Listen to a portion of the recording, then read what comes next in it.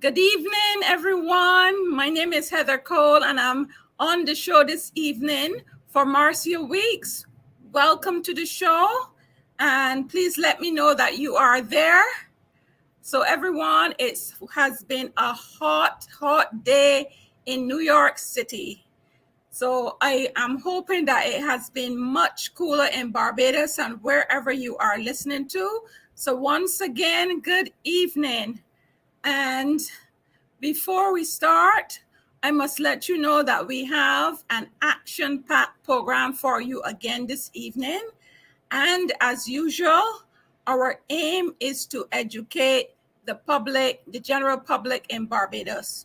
So go ahead and please share this program so that everyone can know that we are available. So please share widely, share on Facebook, Barbados, and all of the other channels and pages that you know where BAJANS are likely to see it, and share on your status as well. And if you have WhatsApp, please take the time to share on WhatsApp as well. So share. And as I said, it is extremely hot in New York City. It was a hot day. We got up into the 90s.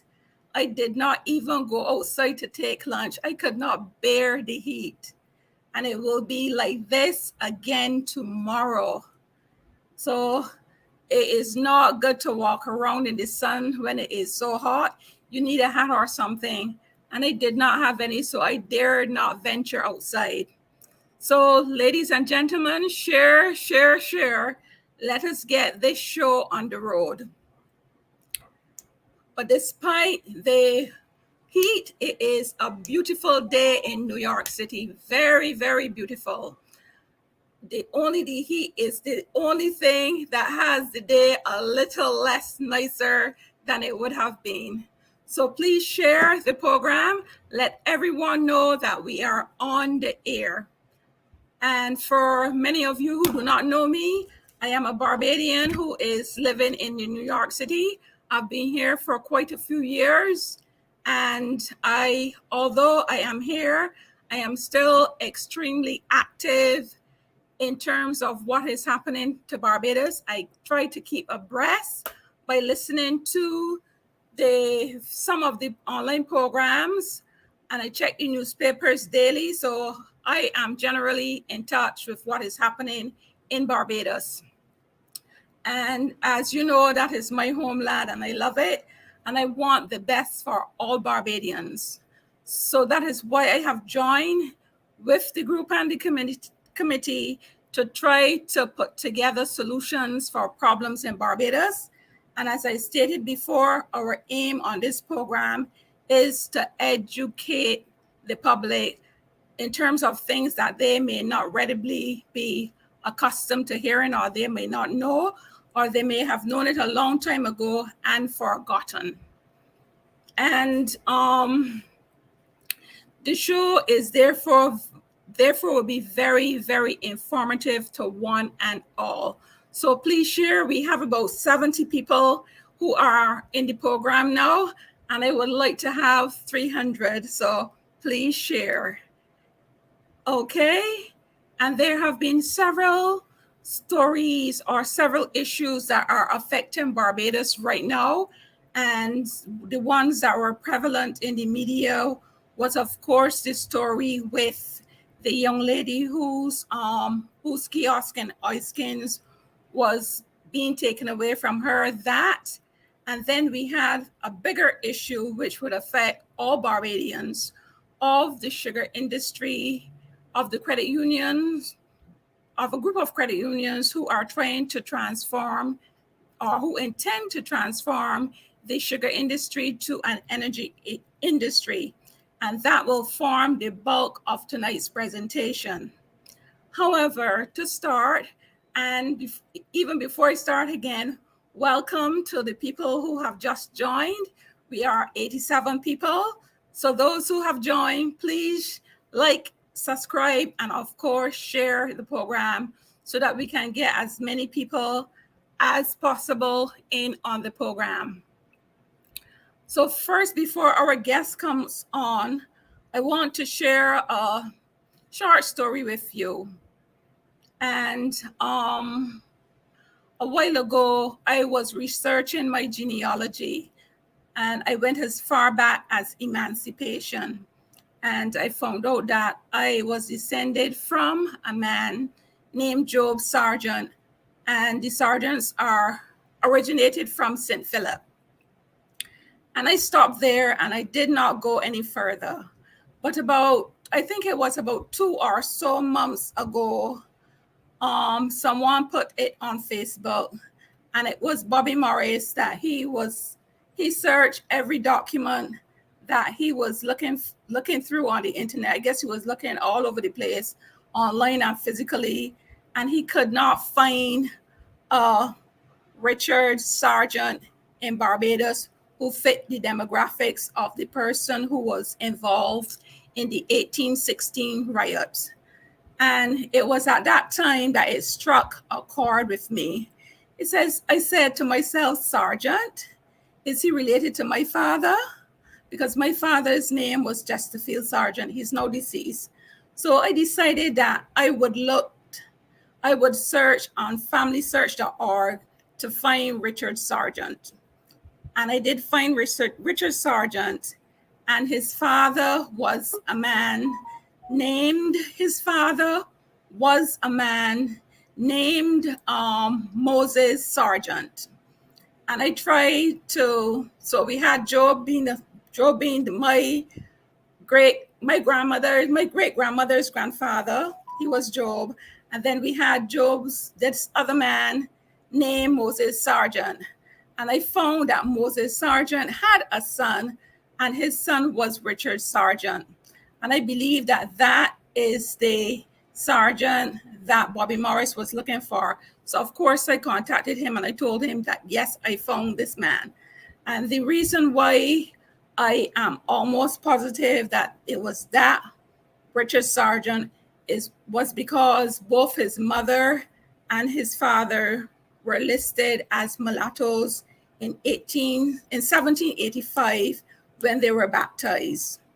And at that point in time, I tried to connect the two together because I still have a bit of Scottish DNA. So that tells me that that I may possibly have been related to this Richard Sargent, since I am descended from Job Sargent. And I believe, I don't have enough evidence to confirm it yet. I'm still searching. But Job Sargent, his possible father has to have been Moses Sargent, because Moses lived on Riverlands. And for those of you who know history, what was recorded in the history of Barbados says that Richard Sargent, the free-colored, I don't remember the title, free-colored man or whatever, free-colored man, that his abode was river in St. Philip.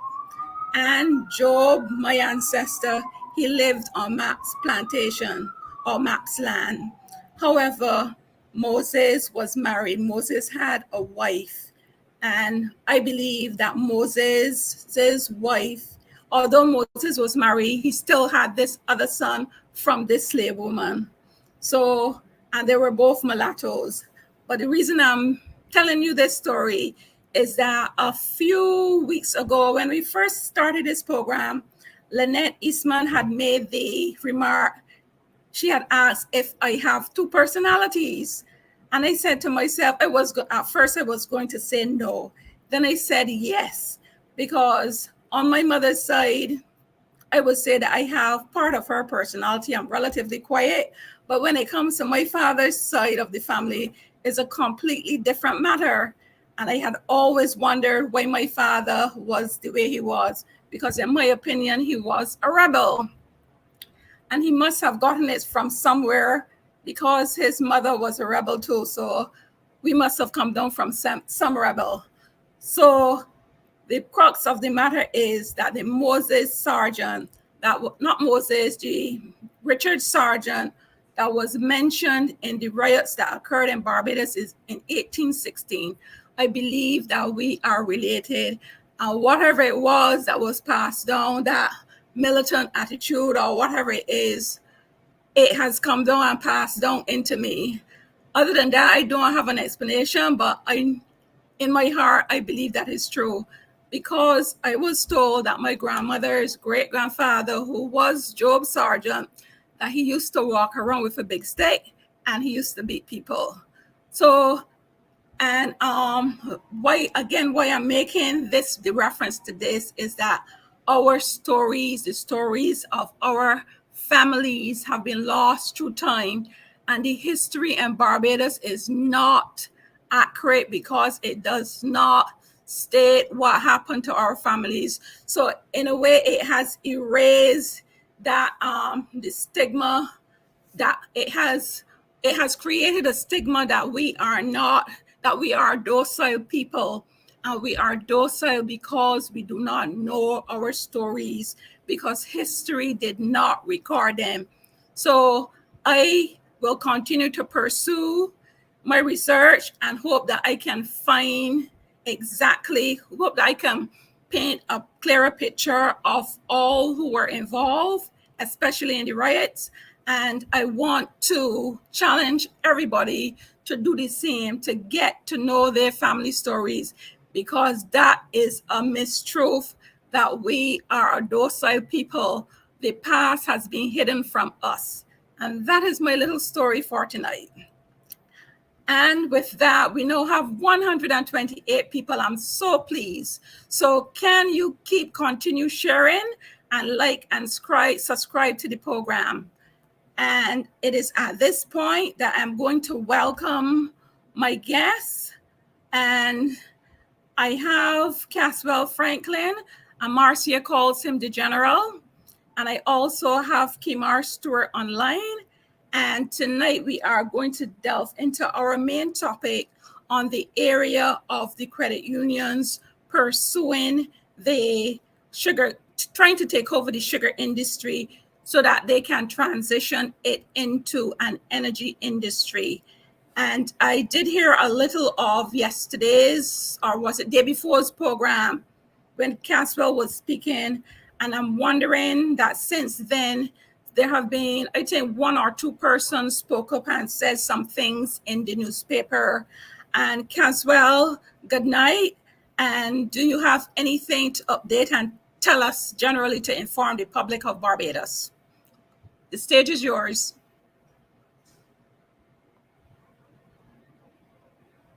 Oh yeah, good. Thank you. Good night, everyone. And before I start, I will tell you that I am, unlike you, I'm one of those docile people. I've always been docile.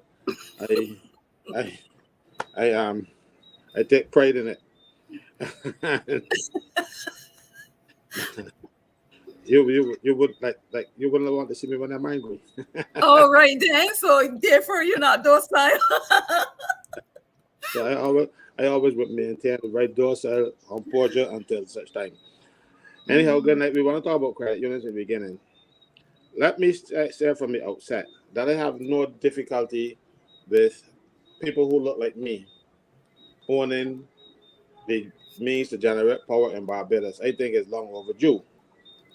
However, I do not believe the approach that I've been hearing is the one that will facilitate this move. What that will do is to bankrupt some very poor people, because Maxine was quite right when she said that credit unions don't have all this money sitting down. Credit unions don't own a lot of money. And the assets of credit unions are mainly loans. The money that you and I and everybody else put together and be depositing in credit union and then be lending it out. Those loans go on the books as assets. So when you hear people talking about credit union has all these assets, the credit union has a lot of loans. But that's what we're supposed to be doing. We're supposed to be lending for provident and productive purposes, and credit union is supposed to teach you thrift. That has gone through the chute now, because various generations of credit union people see themselves as want to compete with banks rather than what their mission is supposed to be. And as a result, you see credit unions now treating people just as bad or worse than the banks because they won't be able to do it better. And they are employing bankers who have no idea what a cooperative or what a credit union is all about. That is one aspect of it. The other aspect that I'm talking about is that credit unions are not vehicles to generate wealth for the credit union itself. The credit union is supposed to put their members in a position that they can become wealthy. So the credit unions at the end of the year, whatever, and we don't call it profit. We think profit is a bad word. We call it surplus. So any surplus arising out of the operations of the credit union is supposed to be paid back to the members in proportion to their shares.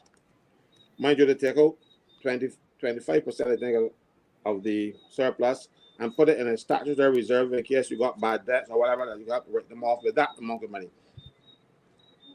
But you see, the credit is not there to generate, it's there to, that surplus is supposed to be paid out to the people who form the credit union, who has shares in the credit union, who has shares in the cooperative. So it is not there, and it's not there, and so that's the only money the credit union really has. I talk about really cash money that the credit union has. But then, according to the rules, it is money that they are supposed to pay back at the end of the year. A lot of people, a lot of credit unions want to generate some wealth and want to appear wealthy because the banks do it, and they don't pay the money out to who it's supposed to be paid to. That is contrary to what we call the cooperative principles. And Barbados has devised their own cooperative principles, but there are 7 cooperative principles internationally. But we have chopped them down for our own purposes, and that they can find them at Section 4 of the Cooperative Societies Act. And Section 4. It says, for the purpose of this act, a society conforms to cooperative principles if, and you must conform to cooperative principles or you could be struck off. You register. It says no member or delegate has more than 1 vote. That's one of the principles. No member or delegate is entitled to vote by proxy. That's B. C. Its business is carried on primarily for the benefit of its members. C. Its membership is voluntary and available without any artificial restrictions or any unlawful basis of discrimination to any person who can use its services and is willing to accept the responsibilities of membership. E. The rate of dividend on share capital that it pays does not exceed the rate prescribed in the regulations made under this act. The regulations used to say that you can't pay more than 2% more than the rate the central bank sets. The central bank don't set any rate now. So I suppose what the credit unions do, they look and see what the banks are doing, and they say, well, we're going to pay much more than that. But there's no restriction now because it says that it should be credit union setting not the credit union, the central bank. Central bank don't set one, no, the banks do what they like. And then it says F. Any surplus arising out of its operation is 1. Used to develop its business. 2. Used to provide or improve common services to its members. 3. Used for the payment of dividends on share capital. 4. Distributed among members in proportion to their patronage with the society. 5. Used to educate its members, officers, and employees, or the general public in the principles and techniques of economic and democratic cooperation. 6. Distributed to non-profit, charitable, or benevolent organizations. G. You pursue cooperation with other societies. And H. It provides for continuing education. The credit unions are all about educating, teaching people how to manage their money, teaching people how to what a cooperative is and how you should function.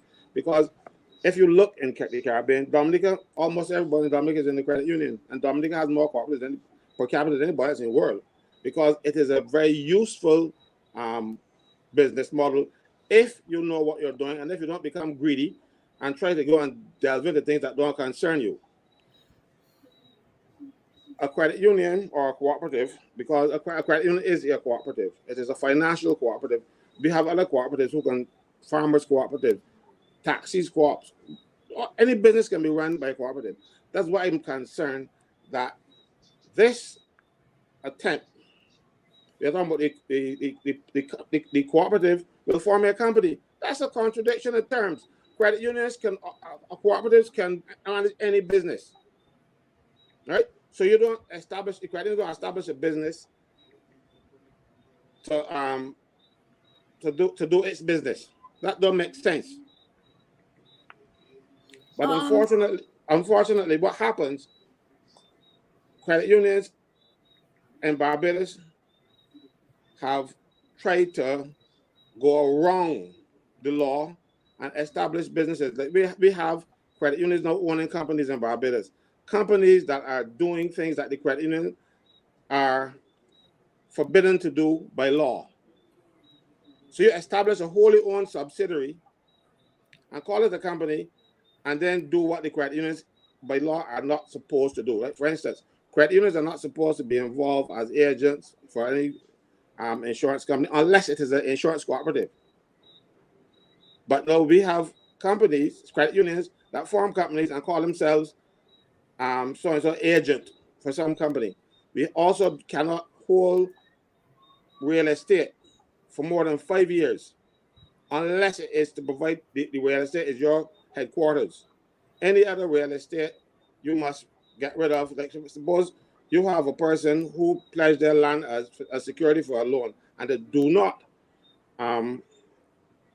pay the loan, you can seize that land. But you can't keep it forever. You gotta sell it. Because that is not the business that you're supposed to be in. And the law does not allow you. But what some credit unions have done, they have established companies to hold land for more than 5 years. Now you're a wholly owned subsidiary. You are the only shareholder of this company. And you are doing what the law says you can't do. And you know what's happened? Because there's so much political corruption in the credit union system now, because politicians have gotten their way into the credit unions. And this is very dangerous, and this has happened. They allow these people to form companies and destroy what the cooperative is all about. This should not happen, but it's happening. The major credit unions in Barbados have own companies. Because, for instance, the credit union, public workers own Capita. Capita used to be Clico Mortgage Finance. When Clico Mortgage Finance was for sale, nobody would buy it. They get the credit union to buy it for them, but a loan from the national insurance. Mind you, the board had said no, and then the board was overruled by the then Prime Minister, who was Minister of Finance, of course, and he then got them the credit union so that they could get maximum amount of money for Clico Mortgage Finance, because nobody wanted to buy it at the price that the credit union was willing to pay for it out of national insurance money. So you see what is happening there. And then Clico Mortgage Finance, no Capita, went about and competed for loans with their parent. You got a company that giving mortgages, a credit union giving mortgages. Why would you establish another business to give mortgages as well? And then many times they don't get mortgages, so the credit union had to send their business over to Clico Mortgage Finance or to Capita, so that Capita will look good. It was a contradiction.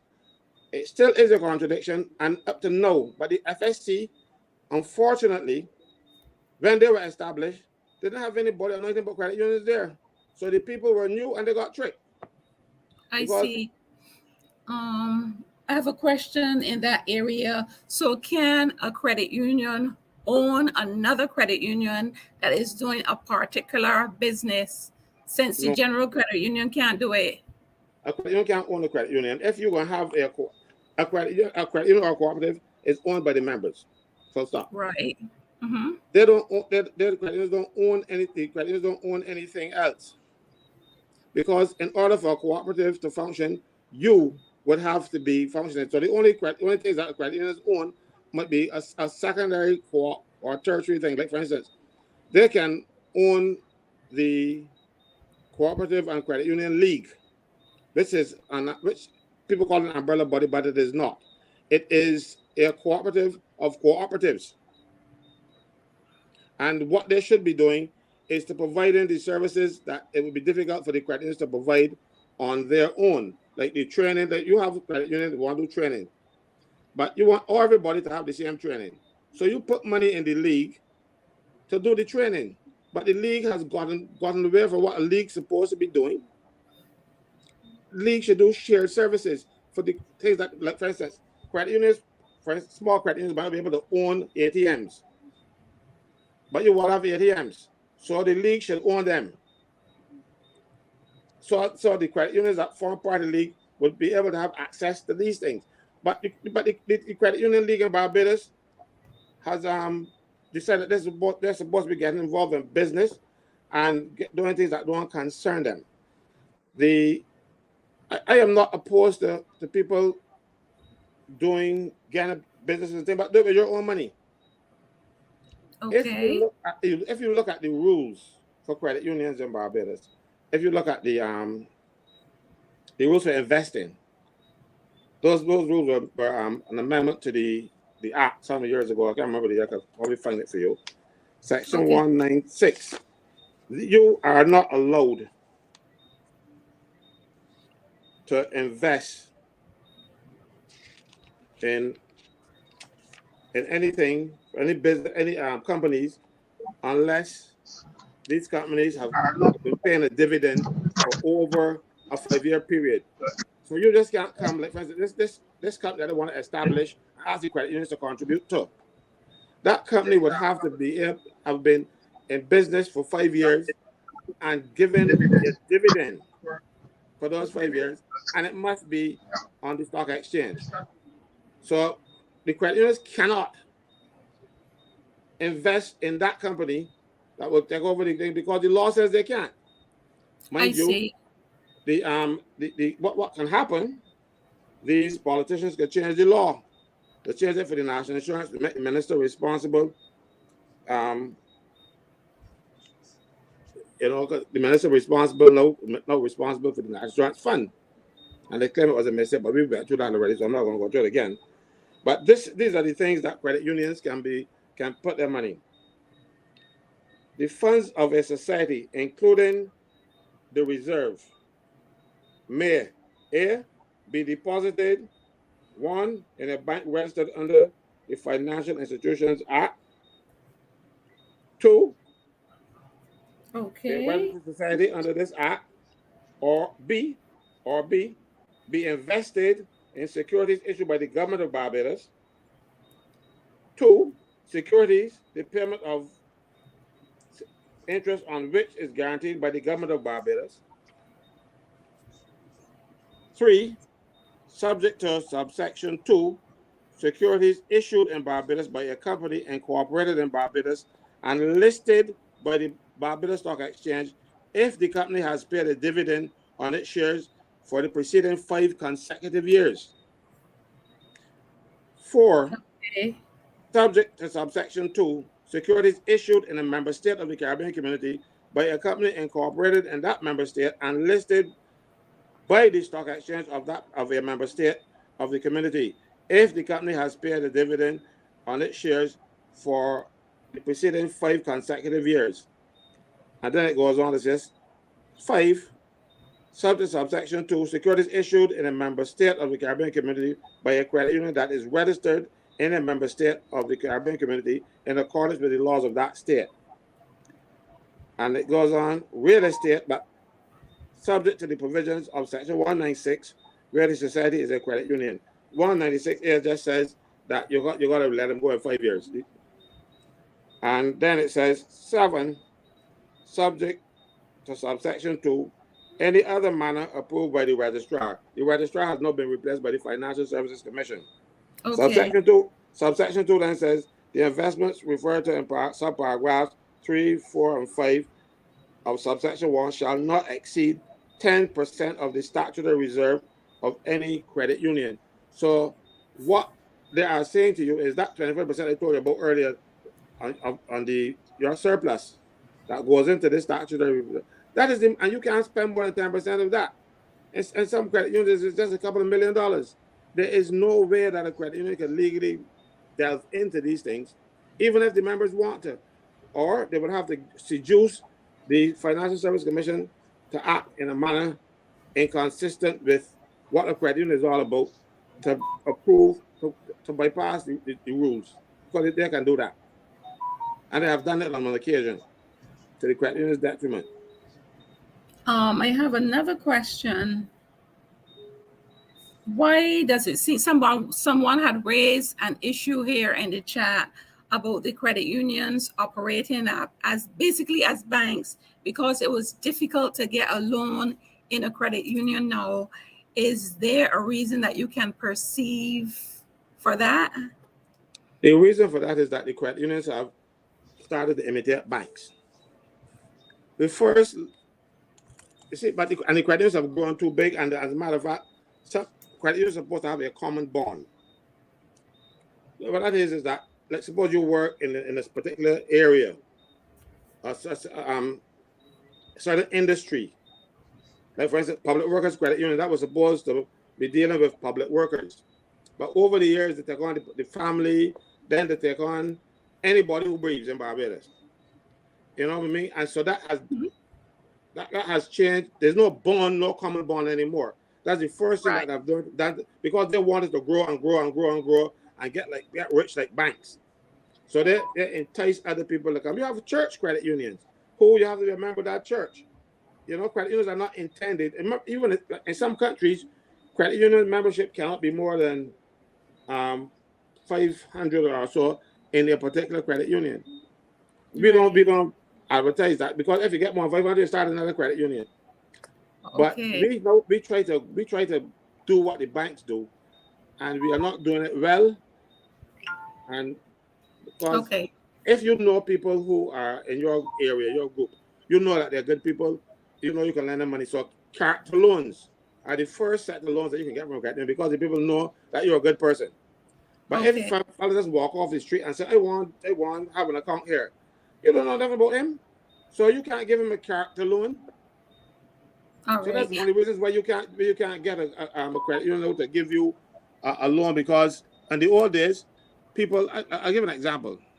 I was on the credit committee years ago of a major credit union in Barbados, and we were having discussions on a particular loan that was supposed to be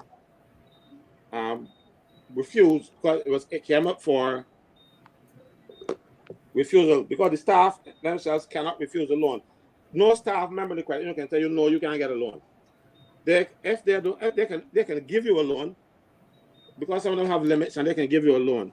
But if they don't believe that they should give a loan, they must send the credit committee for the credit committee to pronounce on it, because we elect the credit committee to adjudicate on our loans. So if it is a simple one and the staff can do it, so be it. If it has any complexity, then the credit committee that is elected by the members will have to review it. And I remember we were reviewing one. This lady, I will never forget, she was working with 15 something a month, and she wanted a mortgage. And of course, her salary was 15 something, and she was spending over $1,300 in her expenses when the month comes. And they said, no, but she can't get this, she can't afford it. I said, listen, go back and check the woman's account. Every month for the last 3 years, she deposited $1,000 in the credit union out of that $1,500. Okay. And I'm saying to you, she has another source of income, because she can't be spending phone bill, light bill, water bill, telephone bill, food, and spending $1,300. She won't have $200 left. But I said, no, we have to delve into this more, because she has to have, because every month she is saving $1,000, and she's spending $1,300 out of her salary, out of $1,500 salary. I said, no, we just can't turn her down. When we check, the lady could afford the loan. As a matter of fact, she paid off the loan faster than anybody else, because she started paying that $1,000 plus more to the loan as it came about. But that is the thing that you have to do. All right, thank you, Caswell. And now I must bring Kemar Stuart to the stage. Good night, Kemar. Welcome to the program once again, and we wish to be enlightened by you with regards to the present circumstance in Barbados regarding the the credit unions trying to take over one industry, which is the sugar industry, and transitioning this to another industry. And at the, yes, so you can come on, Kemar. Good night to you. And welcome to the show. Good night to you. Good night to the audience. Good night, Caswell, Marcia, everybody that's We can watching. only see your head. We can only see the top of your sorry. head. Well, that's not that. The comment, somebody has a comment on the front of the screen, so it's right. Okay, hold on. I'll move that one. Get a cushion. Right. Yes. Right, it's better now. Better now. Right. Yeah, so good evening to the audience. Forgive my orange lighting this evening. So the screen seems a bit orange. My face is a bit orange. It's because I'm using the orange lighting. But again, good evening. Thanks for again the invitation once more. I have so much information to share this evening. This goes from two sides. One, the credit union taking over the assets, and also I want to bring an understanding of the role of the Financial Services Commission in this. You also know that the government made some changes to how credit unions operate recently. If you follow in the news, the government is saying that they want to give credit unions what we call deposit insurance. And for the viewers who are not sure what's deposit insurance, this is a limit that the banking system has as to how much money the government will repay you if the banks collapse. So if there's a run on First Caribbean and everybody pull up to get their money, but they put the money in some big projects and it going to bust, you're only entitled to get back $25,000. Regardless if you had $10 million in your account, you're only getting back $25,000. That's the law in Barbados, Deposit Insurance Act. So I can say that one more time. Even if you had 10 million in your bank account, the maximum amount of money you can get back now in Barbados if the banks collapse is $25,000. Outside of that, the credit unions are now asking for this privilege, that they too will like this coverage that if they take on specific investments, that they could have the government replenish them. You're not sure if they want asking 25,000, but I think that the limit will be different for credit unions. So I don't think credit unions will get as much deposit insurance coverage as a large banking system, or a large bank, sorry.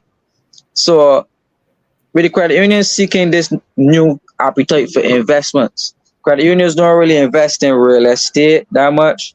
Credit unions don't really go into any energy projects and the like that much. Credit unions are governed and restricted as to what assets they could invest in. But in Barbados now, what we are seeking to do is to allow the credit unions to take on more risk, basically to risk the people's money in different and more modern ways.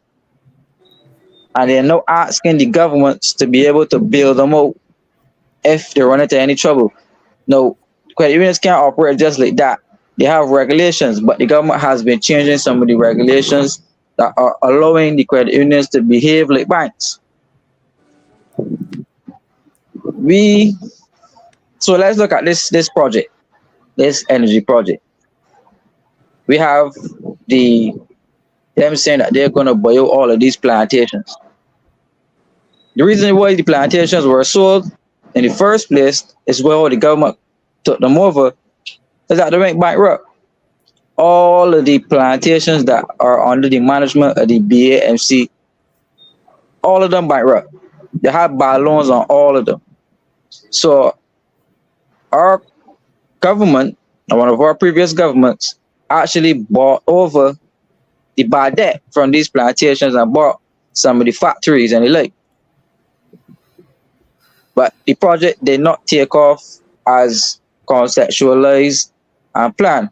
So with the credit unions seeking to come in and buy out this project, ask yourselves exactly what they're going to do with the lands to generate returns on investment that the government can't do right now, because the government has a bigger access to more resources than the credit unions. So the credit unions taking on this large energy project without enlisting the business plan and enlisting what they're going to do to generate the returns on this project for members. We need to put the question marks at high, because these assets that the credit unions are seeking to take over right now, the government can make them profitable. The persons that the government bought it from, they couldn't make it profitable. So what magic are the credit unions going to work to allow this energy project to fly again without government help? Because the government are the ones who are trying to roll out this renewable energy project. So tell me what the government is seeking to do, really, by allowing the credit unions to take on this massive amount of risk in the project, and they cannot detail for you, neither from the government side or neither from the credit union side, the amount of assets that are taken over in terms of, again, the factories, the lands, if there are any bad debts on the lands. The government can provide a substantive report on that buyout, and also they need to provide a substantive report on the sugar industry in a whole. Sugar, we were always selling sugar in Barbados, but the amount of money we sell sugar for on the international market, it was not profitable for Barbados. We had the Lomé agreements, which allowed us to export sugar into Britain and Europe, but we kept that and we did that for a specific amount of time, but it doesn't really help. We no longer have that subsidized way of living in the world. All of that has been cut from Barbados. So to continually export sugar to these parts of the world, the country cannot afford it. We stopped it. They put aside money to build a multi-purpose factory. I think it was at Andrews, but I have not heard anything coming from the government as it relates to the upgrading in the factory and the monies that were put aside to upgrade that factory. So we have 2 sugar factories running that I know about, Andrews and Portville. We had a situation where one of the workers. Hello? I was going to ask you a question, but you can go ahead and finish. Go ahead. Can you hear me? Right. Andrews, Portville. I think this. Yeah, I heard you. I will. Okay. I will take it after, as you said. Okay. Right. We had Butley's in operation, but that's no more. So with the running of 2 factories, and remember we had the death of a person happening at one of those sugar factories, and we have not heard anything about the investigation from the government or the Ministry of Agriculture, really. Factories already do not generate enough sugar, do not generate enough molasses or any of the byproducts of sugar cane to substantiate significant sums of investment to be exporting it the way we do, to be managing it the way we do. So I'm asking, what will the credit union, or what is the credit union seeking to buy over all sugar assets without a plan to tell us what they're going to do with these old sugar assets, if they're going to regenerate them and try to get back into sugar? Like I explained to you, sugar is an industry as conceptualized in Barbados right now that can eventually go bust. We have not heard anything from the government about this renewable energy plot and how they are going to provide the resources and the adequate structures for the same credit unions and other private sector players to come in and help us transition in line with our UN sustainable goals that we signed on to, and our renewable energy goals that the Minister of Energy said that we were failing to meet. So we need some transparency, really, and account from both the credit unions and the government in terms of what's happening in your sugar industry first, give us a detailed explanation as to the assets that the credit unions are looking to buy out, which is the two I spoke about, the sugar factory, the all assets of the sugar factories, the plantations, the lands, or whatever. Give us a detailed explanation of that, what state the government has in this operation right now, and how we really stand to benefit from the transition, and also give us the full explanation as it relates to this so-called renewable energy drive that the government has been failing to get off the ground. Thanks. Okay, I do agree with you that the idea of the present sugar industry in Barbados is quite nebulous. You have to define what it is first, because technically, I don't know. Because if we say it is just BAMP, it could never be, because then it would exclude a host of small farmers who are contributing to growing sugarcane and making the byproducts of rum and molasses and so on. And yes, they're bagasse. So is this concept going to be just for a segment? If the credit unions take it over, what will happen to those other producers? It does not say. So they could never be taking over the sugar industry. Based on the way how I understand it is, they'll be taking over the government's, what the government owns on the lands that grow sugar, to do a specific business project, but still it does not give you the detail as how this will be carried out. For example, if you don't know if you're gonna need one factory or two factories, you don't know how the industry will be restructured in order to make this new thrust become a reality. There are so many unknowns. And even if that gets off the ground, what about selling the product? Is there a guaranteed market? Nobody has an answer. And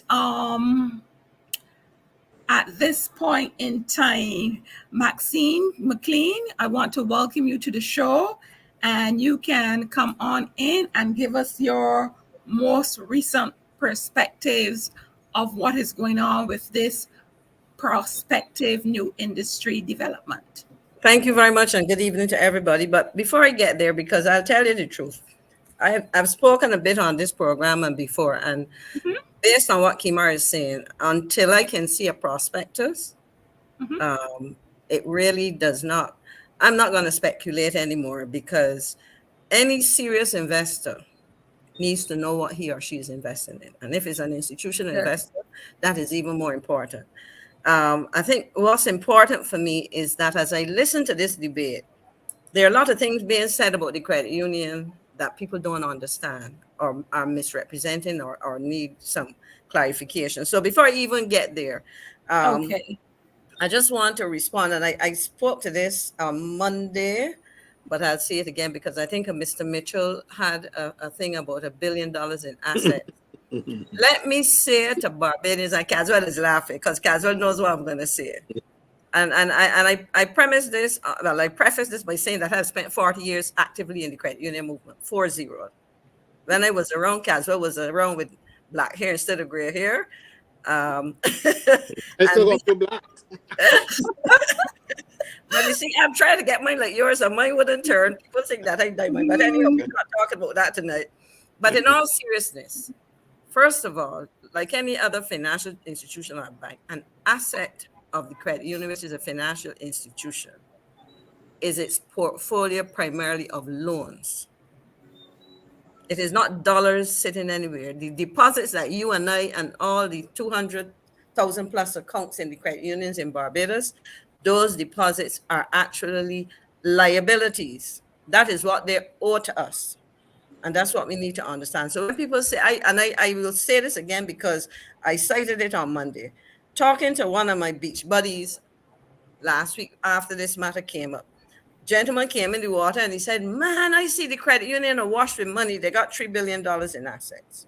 And I had to give him a lesson in credit unions and in financial institutions as well. I said that assets are not cash sitting there. That is money that the credit unions have lent out and expect to understand that that is going to be paid back, as Caswell gave an example of a lady.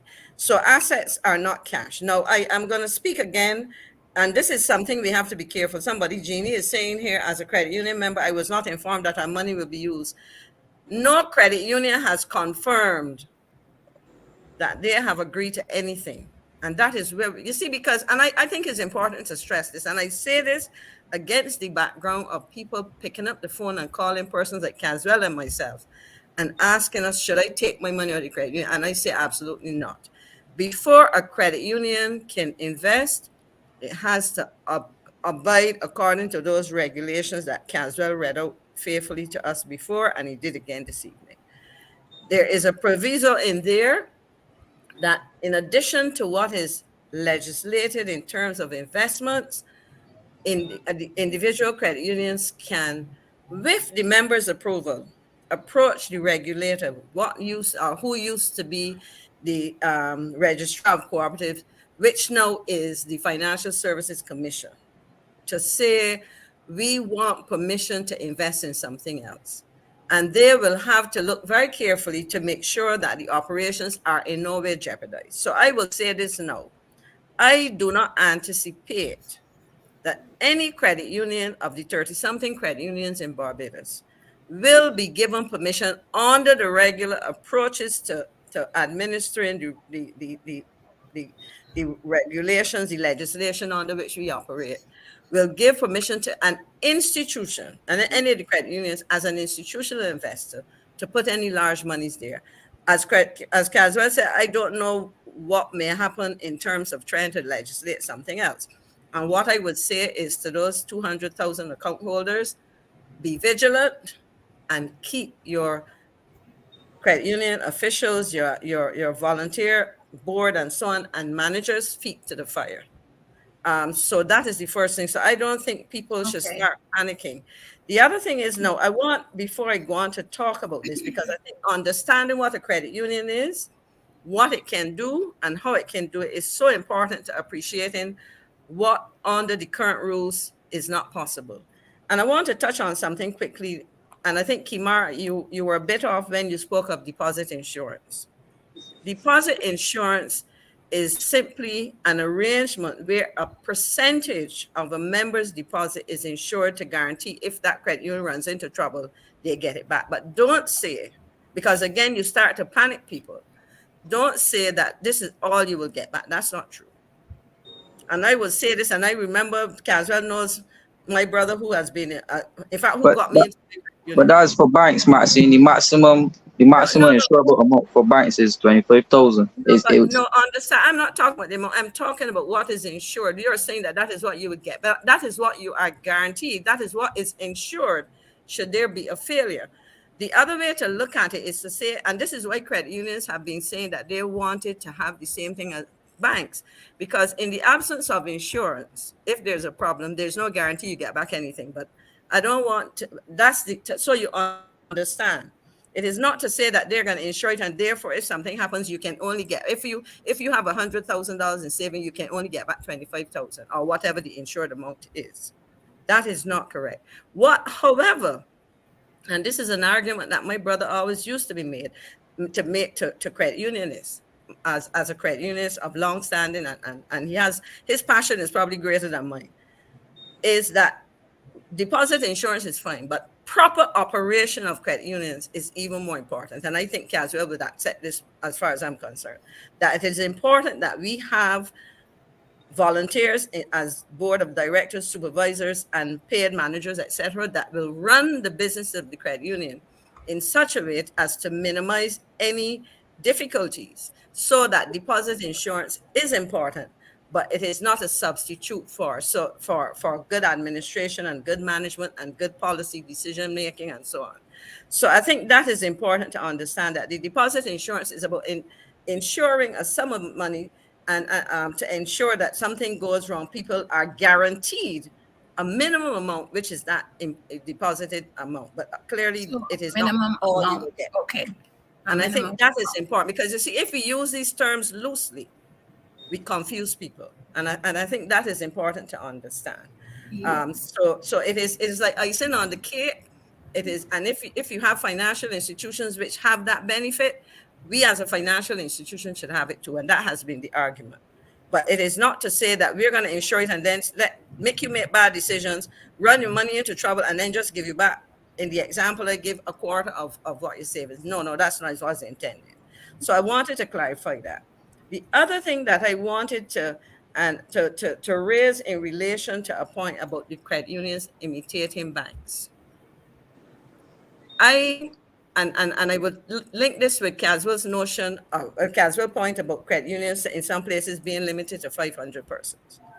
Now, there is a danger in a situation where we said credit unions could be only a certain size.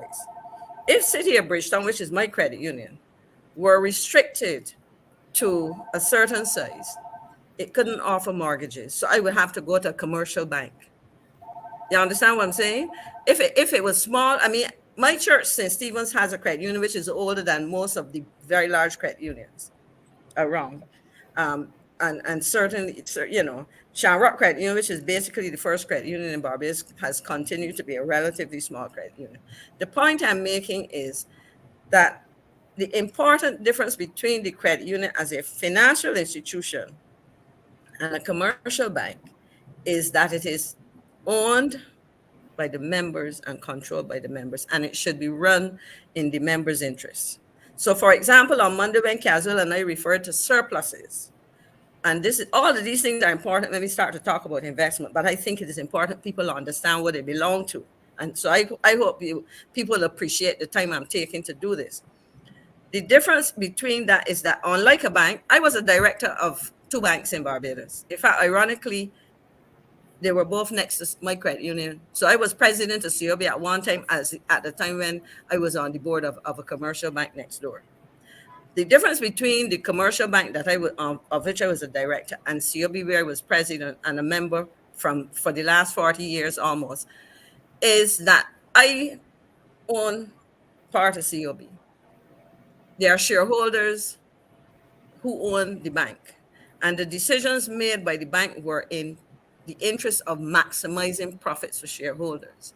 What we do as financial institutions in the credit union movement is to maximize benefits for the members. The benefit being low interest on loans, the lowest interest possible, the highest interest on savings possible, the best service we can give, and those kind of things, because we are members, and having members have a say. That's why, for example, in relation to this investment in that we've been hearing talked about, members will have to have a say, even if credit unions seek to invest as institutions. But I would say this and stop, because I wanted to preface, in relation to this investment, until I can see something which says these are the details, there is no investment out there. I will give an example. In the early 90s, the Bridgetown Cruise Terminal Inc., which is no longer in business, was formed, and there was a prospectus which invited the public to invest. And the document was I still have a copy. It was a thick document which spelled out everything. And that was a relatively simple operation when compared to what we're hearing about, because up to now, I can't even tell you exactly what is proposed. We've heard that we're looking at renewable energy, and we're hearing that that will be done with sugar and molasses as byproducts. Even if it were flipped the other way, it is looking at traditional sugar production along with other things. But until we can see the details, and I will end with a question that I posed at the end of Monday. The basic question that I would need to have answered before I can intelligently talk about this as a good or bad investment or indifferent is that we need to know what it is the government is offering to the company, because it's not the credit unions, it's a company that's going to be doing this. And the company is seeking to raise financing through the credit union movement, from what we heard Lieutenant Colonel Brown say. And what is it that they will be giving up? Because a figure of $100 million was put out there.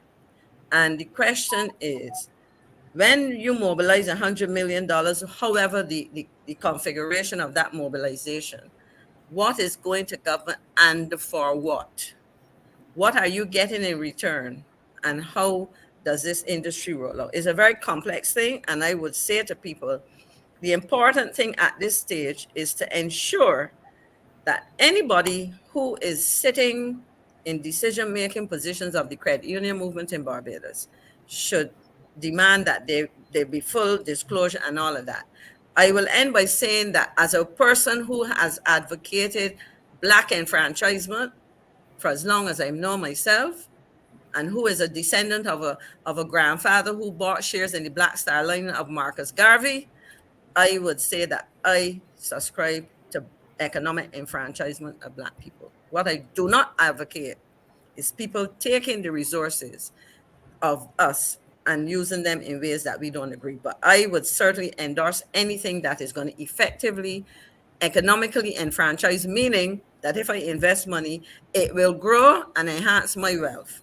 But until we can see something where we can analyze it and say, I've looked at this, and yes, this really can give us a return, I certainly would encourage that. And as I said on to Mr. Brown in a conversation on VOB, and I said on Monday night, if there's anything, it is not the institutions, credit unions as institutions, but perhaps credit unions as facilitators of its membership, because any long-term any investment like this is long-term. Credit unions mobilize short-term money, and there's a mismatch, and therefore there's a clear need to understand the risk and how those things are managed. I've said quite a lot, but I thought it necessary to preface those things to clarify some issues in relation to what we are as credit unions. Before we move on, before we move from the point, I just want to ask Maxine to clear, because she said some things that I didn't understand as it relates to the same deposit insurance. You said that the deposit insurance but credit unions don't have deposit insurance. Not yet, no, right? Not yet. But so the deposit insurance that exists for the banking system, you say it was a minimum of the $25,000? No, I'm not saying it was a minimum. I'm saying that whatever the figure is, I don't know if it's 25,000. I would have to check. I think you use the figure $25,000. It's 25,000 because I reference it from the act of itself, and it's specifically 25 coverage up to 25,000. Okay, it says it will cover up to 25,000. What I sought to do was to interpret that and explain what that means in relation to savers. What that is saying is that if I have deposits, let's say I have deposits of $60,000 in a commercial bank that has that deposit insurance, and they have insured it to the maximum, that in other words, they have provided deposit insurance on $25,000. If that bank runs into trouble, I, as a saver with a $60,000, I'm guaranteed, because it has that coverage. In what, according to the insurance, it is saying to me, you are guaranteed back a minimum of $25,000 because we have insured that. The insurance provides cover, and the cover is like, over the years when I started to work, I bought insurance. I am at the stage now where I've retired, and that insurance is supposed to mature. So having paid premiums, and let's say bought a policy and they told me the maturity value was $50,000. I was paying for the time I was 25 years old or whatever. I am now at the age where I'm retiring, and I go to the insurance and say, okay, this is my maturity date.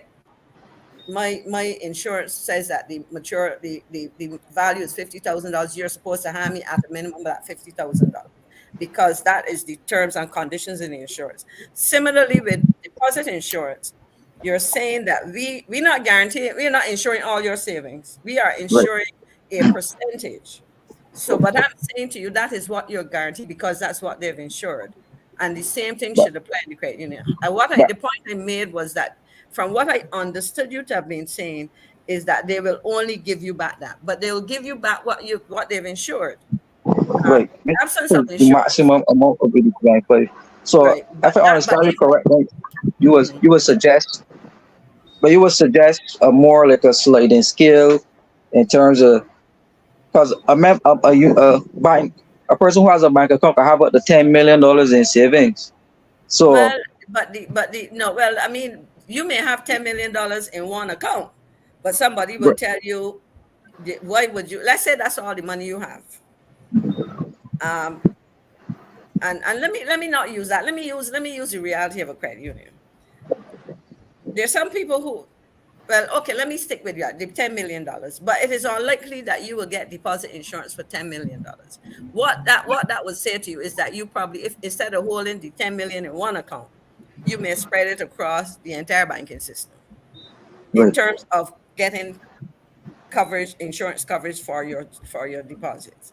So that if there was, let's say there was a total failure of the banking system in that scenario, and instead of having 10 million in one, you had it spread out over 6 banks, you would then be guaranteed, but the key point was that I'm making is that the notion of deposit insurance is an insurance coverage on some level of savings. And for some people, 25,000 may be all. So somebody may have that, and they may say, okay, I my savings, because it is 25 maximum, and the institution, because there's a premium for this as well, that the premium allows for the coverage of the 25,000. Then somebody who only has 25 and it covers, and I assume it covers that's the maximum, then all of theirs is covered. If somebody has 50,000, half of theirs is covered. But that's your understanding. So I just wanted it to be, because some people listening seem to have gotten the So impression from a note that I got that you were saying that, hey, they're going to insure it, and then they only give you back this without understanding what the insurance was. So Now, there's Um, something so all right, let Caswell Go ahead. quickly there's something respond want before to we add, move on. because people should not panic, because first of all, credit unions in Barbados are generally well run. Okay, precisely. don't fool yourself. I used to help run 2, and I can vouch for those 2. But one of the things about investing in credit unions, investing your money in something, you must give them permission. I'm not saying like if you go and buy a computer system for credit union, you got to come to the members. Not that operational. But if you want to do any major investment, you must come to the members and get the members' approval. So they won't be able to take out your money and go and drop it in.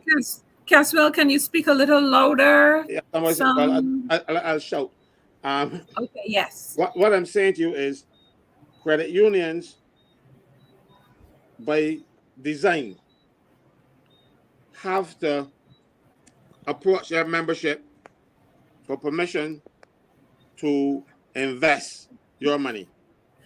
So if they want to get involved in any investment, any major investment, they're going to come to the membership and say, look, we've seen this prospectus, it looks good, and explain to the members, and the members will say, something that makes sense, we're going to approve it. But then, when the members approve it, you still have another hurdle. You still have to go through the Financial Service Commission. For the Financial Service Commission to say, well, the members approve it, but we didn't approve it yet. So don't worry about people taking out your money and running with it, because by design, it can't happen that way. All right? And one of the things I am not one of those people who are afraid of this deposit insurance thing, because in 1977, I can speak to this with a Public Workers Credit Union. They had a system where they insured savings up to $70,000 and loans. If you die with a loan, the loan was enough up to a certain point. And that was insurance that the credit union used to pay out of its operations. The credit union paid for that. It used to be with a company in the United States called CUNA Credit Union National Association. And as a matter of fact, they used to provide a lot of training for credit unions in Barbados, because we were involved in their insurance type thing, right? And then the league came up with, and why we put all that money in the United States for insurance when we can do, and they came up with what the Maxine thing was called the mutual benefits plan. And so we have other avenues of safeguard your money, just not the $25,000 alone. The $25,000 that you're talking about deposit insurance and the act, that would be a catastrophic event. not very something, and I don't see it happening. Every credit unions are well run and are well managed, and that is where members are required to participate. Members should participate in credit unions. That's what credit unions is all about. For members to make the major decisions in the credit union. You just don't go and put your money in the credit union, and when they meet, you don't turn up. That is what happens. But that is a failure, and that is a failure on the management of the credit unions, because they are supposed to educate the next generation of credit unions coming up to teach them how to run credit unions. And that is why, over the years, we had people like Ralph Boyce, Gordon Edwards, and those guys who had children, young children, because they call them the youth, not the youth league, but whatever they were, and they were training them all along. Some of those people now have taken over the credit unions, and they have actually been managing credit unions on cooperative principles. But when you have a situation where the membership is not trained, they resort to what they see out there in the banks. But credit unions are not banks. Yeah, we do banking things that banks do, but we are not banks. We run differently. As Maxine told you, we run for our own benefit, not the benefit of the few shareholders that own the bank. We run it for everybody who is in the credit union. And that is the important thing. So don't worry about panicking and saying, I can take money credit union, because it's probably safer there. Okay. You have too many ways to make sure that the money doesn't just run into the credit union. Yeah, you will have people trying to do a little fiddle, don't care wherever you go, but that is minimized because of the regulations that we have. All right, Caswell, thank you. We will now have a clip about us, the people of Barbados, being the opposition. Barbadians being the opposition. Here it comes. Good evening, good evening, good evening, good evening, good evening. It is 7 p.m. and we are ready. Today is September the 4th, session to go and plunder the Egyptian women, take off, get all the jewelry and everything from them. You understand? They went and they got all of that, and he said to follow the leader and to cross the Red Sea. Did they know how they were going to cross the Red Sea? They didn't know, but they got up out of their homes. They got up. And that's when you hear the call to march, get up and go. Get up. You've got to pack up. You've got to go. You have to get dressed. You have to call the neighbors. You have to get ready, Barbados, and you have to go. God is trying to help us out of this situation. God is really the opposition, you know, but we are his hands and his feet. So when you hear the call to march, get up, Barbados, and march without fear. You're marching in faith. And those children of Israel, they got up, they packed up, they went to the Red Sea, but they didn't know how they were going to cross it. And that's when the power of God came in, when they met up with the impossible, right? When they met up with the impossible. But it's not impossible for you to get up and put on your clothes and go to a march or go to a protest. It's not impossible. You've got to get up. It's not impossible for you to get your pen and write an article, or go on your computer and you use your Word document and write an article. It's not impossible for you to take up your phone and call brass tacks. You are the opposition, and God is waiting on you to act. You see, and when you start to act, when you get up and you start to act, it's going to meet you. It's going to meet you. You're going to meet up on some problems that only God, they call them God problems. And the Red Sea was a God problem, right? The Red Sea was a God problem. You're saying to yourself, how are we going to even out this thing with the government? How are we going to even get any opposition in there? How are we going to even get rid of this government if that is what needs to happen? Hey, start one step at a time. Put on your clothes like the Egyptians. Put on your clothes. Get out there and join the protest. Be part of the solution and not be part of the problem. Thank you very much, Marcia. And Marcia came on to remind us of our ever-present goal. And at this point in time, I'm going to call on Caswell to inform the listeners what will be coming up in terms of our protest action. The protest action will continue until such time as the government sees the error of its ways. We won't be marching on Saturday though, because it'll be a bit much to get everything in place. Today is Wednesday, so look out for us next week. Also, I want to ask you members and the people out here to assist us in getting these protests on the ground, because we don't just do it out of the air. We need finance to do it. And I was happy because the people who marched last time around, they were able to give us the money. People just walk up to me and give me a little money here and a little money there. And when I total up, I think we can still have $200 some dollars over that we cover the march and the operations of the truck and stuff that we want. And so we have CCAP, we have a little seed now for the next march, but we will need assistance getting the money for the police protection, because we need police protection. You know, we don't really want to walk through town without the police, because anything can happen. And I don't think they will let us. And then we also have to pay because we don't own the truck. We have to rent that as well. So we need your assistance, and we need it to get this thing going. This is too important. Only today I went to the National Insurance to speak with staff, because they are at a loss too, you know, because this government has this tendency of doing things and informing you after the fact, because the National Insurance staff is now trying to catch up to understand what's going on and they're having meetings with them now after they pass the legislation, you know. These are things that you should have brought people on board, but you didn't want to bring people on board because the things that you wanted to do, you didn't want to know you were doing it. Like the Prime Minister becoming responsible for the National Insurance Fund in two capacities. One as the head of the state apparatus, and then one as the Minister of Finance. So the state will advise the Prime Minister, who's the Minister of Finance, how to invest in National Insurance Fund.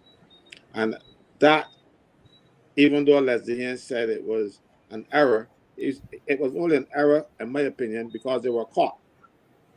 Because that information was freely available to us when he said what he had to say in May. It was published on the 31st of May. And when he said that they're going to change the relationship. So they were planning this thing. It is just that it got out. So the government didn't want us to know what they were doing. And people must be more vigilant. National insurance staff, they will suffer as a result. And what government was doing all along is to take the national insurance staff, the seasoned staff, and move them out of the national insurance and bring a lot of temporary people. Temporary people who can not refuse to go toward this new arrangement. I'm not saying who cannot refuse to go toward a board, because national insurance has been a board from 1967 when the Right Excellent Barrow formed the national insurance. It was a board back then. The only difference was that that board was the only board in Barbados that was not allowed to hire staff, because Barrow then decided, I don't want the board being involved in who can work late, who misbehave, that kind of stuff. I want you to concentrate on the money. National Insurance Fund would be a big thing. We know it's a big thing, though, quite financing government, financing Paradise, and financing everybody else. So we know it's big. But he anticipated that, and he said, well, I'm not going to burden the board with those type of mundane things. Let the personnel experts deal with personnel. And he put the staff of the National Insurance as public officers, so that the Personnel Administration Division or the Service Commission, as the case may be, back in those days, will be dealing with them.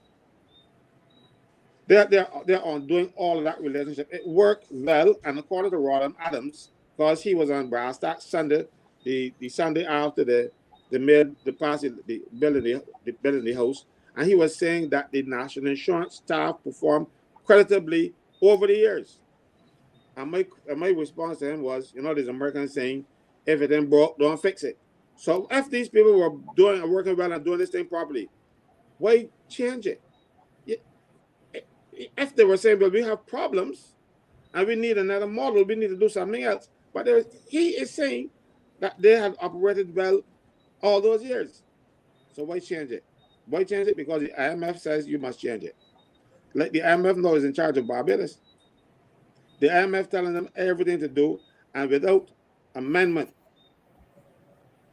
they are just implementing what the IMF said. The IMF said over the years, every Prime Minister of Barbados, up to this one, was told our pension benefits are too generous.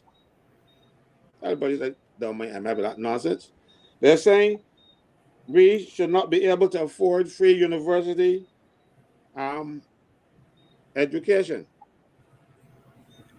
And this administration jump in and say, yes, we should have free education. Remember when the Dems were having some financial difficulties and they backed people to pay some proportion of the fees, not even a major proportion of the fees, and the Barbados Party kept a bare noise. But now they want to implement what the IMF is saying that we should not do. When they were saying, don't do it, but now it is okay because they're doing it. They're saying we should not have, IMF saying that we should not have free health care. So just now you're going to be paying for your hospital. And then going to the hospital, they're going to stabilize you, and you're going to wait for any other procedure you're going to do. You're going to send people that are going to bring some money and come back. That is what the IMF wants for Barbados, and that is what this government wants for Barbados because they implemented everything that the IMF asked them to do. What we are doing in this protest is to tell people, look, we have been paying taxes over the years for these things. Let our taxes continue to pay for these things, roads, sanitation, water, and whatever else we have, instead of paying our taxes for our consultants. Because this government has more consultants than all the other administrations put together. Everybody got a consultant. Do we just get a consultant not to help me with infrastructure? Everybody, every minister, as soon as you wake up, he smells something. Oh, I want a consultant. And they bring a friend, they bring a guy, they bring in somebody. All over, just finding ways to flitter away our money. And you know, they say our salaries bill are too high. But consultants don't get salary, they get fees. So the fees aren't too high. You know, so they're bringing a consultant. So you will look and see, that is why they're bringing on people on contract. Because then it doesn't reflect as a part of your salary bill, it comes out of services. And you know, the estimates you have heads. So this head would be salary, would be services. It's just semantics. They're playing with foolishness. Stick to what worked for us. Indeed. I want to. Caswell, you want to say it? Before you start, Kemar, I wanted to press home the point that we really need persons out there to assist us with financing the protest march. And last week I had placed, I put something on Facebook Barbados, which is one of the biggest groups, that we needed some assistance if persons could make donations. And so many people wanted to know what the donations were for. So there are hardly people out there that know that the police I guess the permit or to pay the police to assist us on the march is a requirement. It seemed that nobody knew. So it was as though we're asking for some fraud, asking for means, some fraudulent means for money.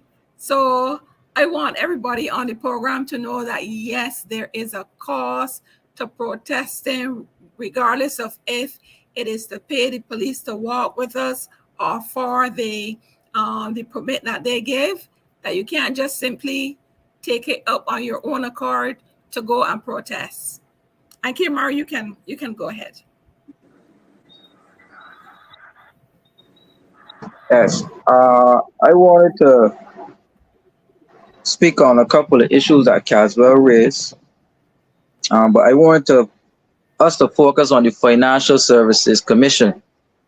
And I want us to remember that the government had our special envoy on investment, Avinash Prashad, being the chairman of the FSC at one point. And if we listen to the senator in the Prime Minister's office, Chantal Moroni, she keep referencing in a debate in November 2022 about the $2 billion the credit unions have in savings, and that the government will be amending the Financial Services Commission Act to allow it to strengthen its regulation in terms of non-bank financial sector to prevent a reoccurrence of CLICO. So she compared that situation with the FSC and the credit unions to CLICO. Now, a credit union is a credit union, and CLICO was insurance. So, right away, I don't see the comparison in terms of what credit union is and what CLICO is. They're two different entities, and they do two different things. We could get into what CLICO does another, but CLICO is insurance, right? But that happened, and over and over and over and over, you keep hearing, oh, the credit union has this amount of billion in assets. And the credit unions now, in recent years, had to start reporting more to the Financial Services Commission, which would essentially brought them in tighter as it relates to the regulatory environment and the different regulations or whatever new standards that credit unions had to meet as it relates to reporting to the Financial Services Commission. And part of the same amendments to the Financial Services Commission Act was to allow the FSC to charge fees to the institutions that it regulates. And in charging these fees, I have not gone that in depth to it to tell you specifically what these fees will be charged on, but the institution of itself can now charge fees to the persons that they regulate, which are the same credit unions, insurance, banks, whatever. Now, it also said in that amendment that the Director of Finance, who is part of the government or the Ministry of Finance's economic team, he will now be appointed to serve on the Financial Services Commission. So that the government and the statement that the government put out is that they wanted to be aware of everything. So the Director of Finance now serving as an ex-official member on the board of the Financial Services Commission. Right? And you're seeing some different changes as it relates to government officials and government officers taking a more frontal role and as it relates to the regulation of credit unions and the continued referencing of the amount of savings that the credit unions have in the banks. So if we follow the rabbit hole, basically, and you keep hearing the government speak about we need investment and generational wealth, and we want to empower those savings because they're only making X amount in interest or whatever. If we listen to what the senator said in terms of how the same CLICO situation went down, I think government need not to involve itself into the private affairs of financial institutions by seeking to use an institution like the same Financial Services Commission to put their people in place to allow for a loosening, really, of the regulatory environment in which these financial institutions can operate, which can then allow for another situation like the same CLICO. So, right now, if the government says, well, look, we're going to change up some of the rules and regulations of the credit unions, we're going to seek to have a lobby for some amendments to be passed as it relates to the functions and the rights and the powers of the board members of the credit unions, and allow the boards of the credit unions to, I would say, to use the word, encourage members to put their savings into these financial ventures that the government may come up with. That's where the danger now lies.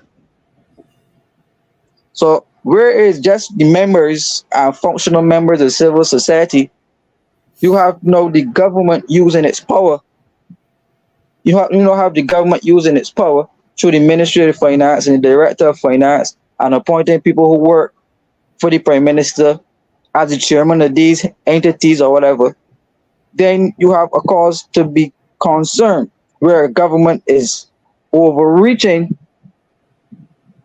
into a system that already has its own independent rules and regulations. So I think we need to pay serious attention to that. This administration, more so than any other administration in my lifetime, has sought to get involved in every aspect of society and to put their people in for ill intent. For instance, I can speak well of trade unions, because right now, the major trade unions in Barbados are controlled by Barbados Labour Party operatives. That didn't just happen. That happened because the willful courting of them. So you control the credit unions, you control the credit unions, the trade unions, you control the credit unions. Next thing, they're going to be going for the PTAs. They want to be in on everything. They want to be able to control that. They got control freaks in there. And the problem is, but I didn't hear Senator Monroe Knight. As I said, I don't listen to them because they don't usually speak with any sense. But if what you are saying is correct, it is obvious that she doesn't have a clue what she's talking about. But exactly. Nonetheless, and the thing is, because they are a minister and you say it, then a lot of people believe that it's gospel. But true. A lot of it is usually whole hogwash. And I can tell you, because I served for 3.5 years in the Senate, and I have sat down and listened to people speak to bills, speak on bills, and did not even collide with the subject matter of the bill. They have a dot pretty door. They are void. They don't read the legislation, and they can't read it because it's only come a couple of days before. So, but they got to get up and talk. So put her comments down to just get up and talking, because what she said does not make sense. Credit unions have been well managed and better managed than the government of Barbados for years. We had teachers credit union some years back had some problems because they had lent out more than they should, but it wasn't a question about giving any money. I don't know what the thing, and the thing is, because you are in a credit union, you are there as an individual. We don't run in parties. So when I sit on the board of a credit union, I sit as Caswell Franklyn with my own independent thoughts. And you have boards now with 7 or 9 people or whatever else, 7 or 9 individuals who are not BLP, but the Barbados Labour Party is trying to get their people on the board. I remember the credit union, when it was in the Senate, they were approaching the other members of the parliament, telling them, come to the meeting, we want you to vote for this party, we want you to vote for the next. The Barbados Labour Party candidates and members of the House were asking people to come out and get into the credit union to come and vote because they want certain people on the board of the COB. Mind you, they didn't get enough people though, because they still didn't get all the people that they wanted in. I give you a joke though, that year, both public workers and COB had their meetings on the same day. And the president of the Senate turned up at the wrong meeting to vote. So we got to be careful. I remember the busload that came to the Hilton to COB's meeting. Members of cabinet, they came at lunchtime. Some stayed for lunch, went and voted, and then they left. Some just came, voted, and left. And that to me is the unfortunate thing that people have been trying to do with the cooperative movement. And Caswell will tell you that in the 80s, 90s coming forward, there were people with different political views, and we would argue politics, but once we went into a meeting, that was it. We went to talk about credit union business. Politics was left outside. I sit down with James Paul and we argue about everything that's when it comes to politics. And when board meeting come in there, we can sit down there, we talk about what we need to talk about. No politics inside the boardroom, and that's how it should be. Then when we come out the meeting finish, we back with politics again, we talk where we had to talk. But we acted in the best interest of the credit unions as it was necessary, but no, they want the Barbados Labour Party, I don't want to say government, the Barbados Labour Party wants to control the credit unions.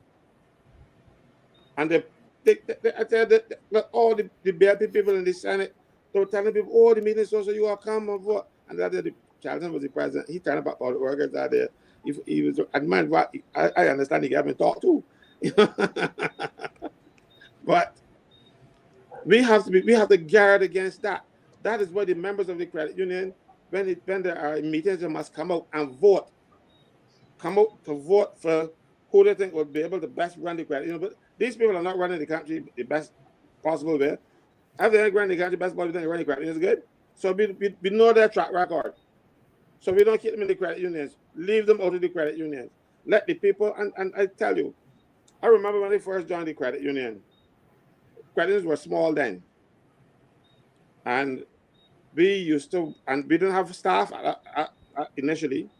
So we used to have to go in there and sit down and we had some big ledgers, You have to go in there and sit down and post people money and stuff. And eventually we were able to hire staff and all kinds of stuff. We grew from nothing. And we cannot allow the politicians to come and destroy it because they're looking for a big payout. And the thing is, they don't care whose money they use and to get what they want. And they want to use the credit union money now because they can't get the sugar industry or manage, and they want waste poor people money, because we ain't got too many rich people in the credit union. A fellow might get rich as a result of how he works in the credit union, but that is not the general thing. Most of the people in the credit unions are poor people, poor and mostly black too. So they don't care about squandering your money. So I will advise the members. Yeah, Caswell, I just want, no, you say that, right? No, you say that. I just wanted to give you another point here. The government made some amendment says national digital payment system, and it added one member from the Cooperative Credit Union League to sit on the board along with somebody from the central bank, somebody from the bankers association, and they added the credit union system to the national payment system, right?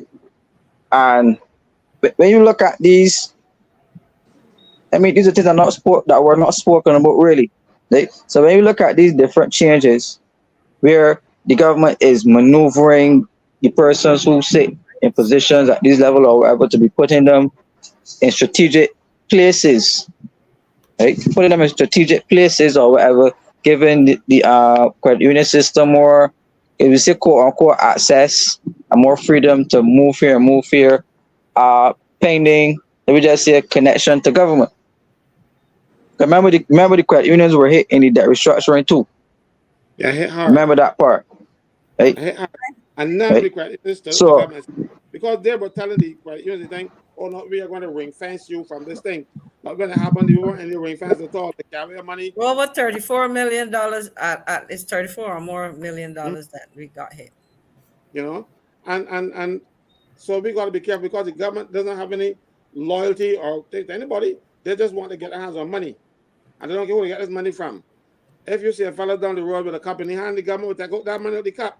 You have to be careful with these people, and the only way you can do it is to turn up at credit union meetings and listen to what is happening, and then vote your conscience. Don't vote your politics. I want though before two things that I wanted to touch on. The last thing Kemar said, because I like to be clear, and I will check it when I'm finished. So you're talking about national payment systems. You're talking about where credit union members can do transactions on online and so on. If you can give me the name of the legislation while you're looking at that, I just wanted to share something that again Kemar raised, and he mentioned fees by the Financial Services Commission. And in fact, if you look, there's a piece of legislation. It's called the Financial Services Commission Fees Order 2022. And it says the Financial Services Commission, in exercise of the powers conferred on the Commission by Section 4 of the Financial Services Commission Act 2010, with the approval of the minister, makes the following order. The order may be cited the Financial Services Commission Fees, Order 2022. And it goes on, the fees set out in the schedule are payable in respect of matters specified therein. There's an annual fee, and it goes on. So there are a number of fees. I think what the schedule, okay, for example, initial and annual registration and licensing fee. Under the Cooperative Societies Act, annual registration for our license is $500 and so on. So I am not sure if all of these are totally new, but these are set of fees, and I suppose that goes towards the financing the operation. But I wanted it's quite detailed. It goes into application fees, insurance companies, credit union, financial institutions, insurance companies, professionals in them, underwriters, and so on have to pay a fee. Individual agents or sub-agents. So this is something professionals have had to, and so if anybody wanted, they could go and check that particular piece of legislation out to see exactly what those fees were or are. Maxine, I wanted to ask you a question. I remember when I was a little girl, when I was very little, that my mother had some funds on the old Civic. And then suddenly one Saturday, she went to make a deposit and the Civic was closed. And there was not a single soul that could provide her with an explanation as to why it was closed. It was just, the window was just boarded up.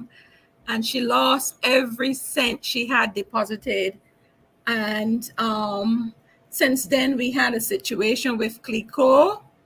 And I'm wondering now what is missing, what can be put in place to prevent poor people from losing their savings, regardless if it's a civic, a credit union, or what. What are we missing, or what can be put in place to prevent something as catastrophic as these two occurrences that happened in Barbados? All right, let me start with the credit unions, and I think just repeating some of what Caswell said. It is in our interest as members of the credit union to pay attention to the business of the credit union. And paying attention is not only attending an annual JAR meeting and trying to shut up persons like Caswell and myself and my brother Hugh McClean when we ask some serious questions. It is about going, listening, asking serious questions, and in order to be able to ask serious questions, you have to pay attention to the operations. I would reiterate the point that Caswell made, and I will go to CLICO next, that credit unions are well run, and they have relied on some committed volunteers. My concern right now is that if we move away from the fundamental principles that inform the credit union movement and cooperatives, then we can run into some trouble, because people start to forget, and then they want to do business in ways that are not necessarily consistent or compatible. But I would say proper regulation and proper vigilance on the part of owners. Now, in relation to CLICO, let me say this. CLICO, which is the Barbados operation, was part of a entity called CL Financial. That was a family-owned business. CL Financial controlled billions of dollars. They were in insurance, they were in manufacturing, and a whole set of other things. But at the core of that conglomerate was a family-owned business. Now, when an entity, a corporate entity, gets so large, regulation is important.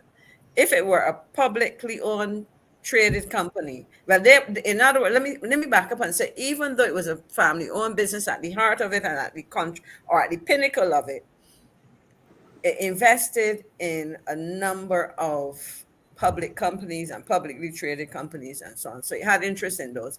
But at the end of the day, it was a family-owned business, controlling significant resources across the Caribbean. It was a pan-Caribbean company as well, or group.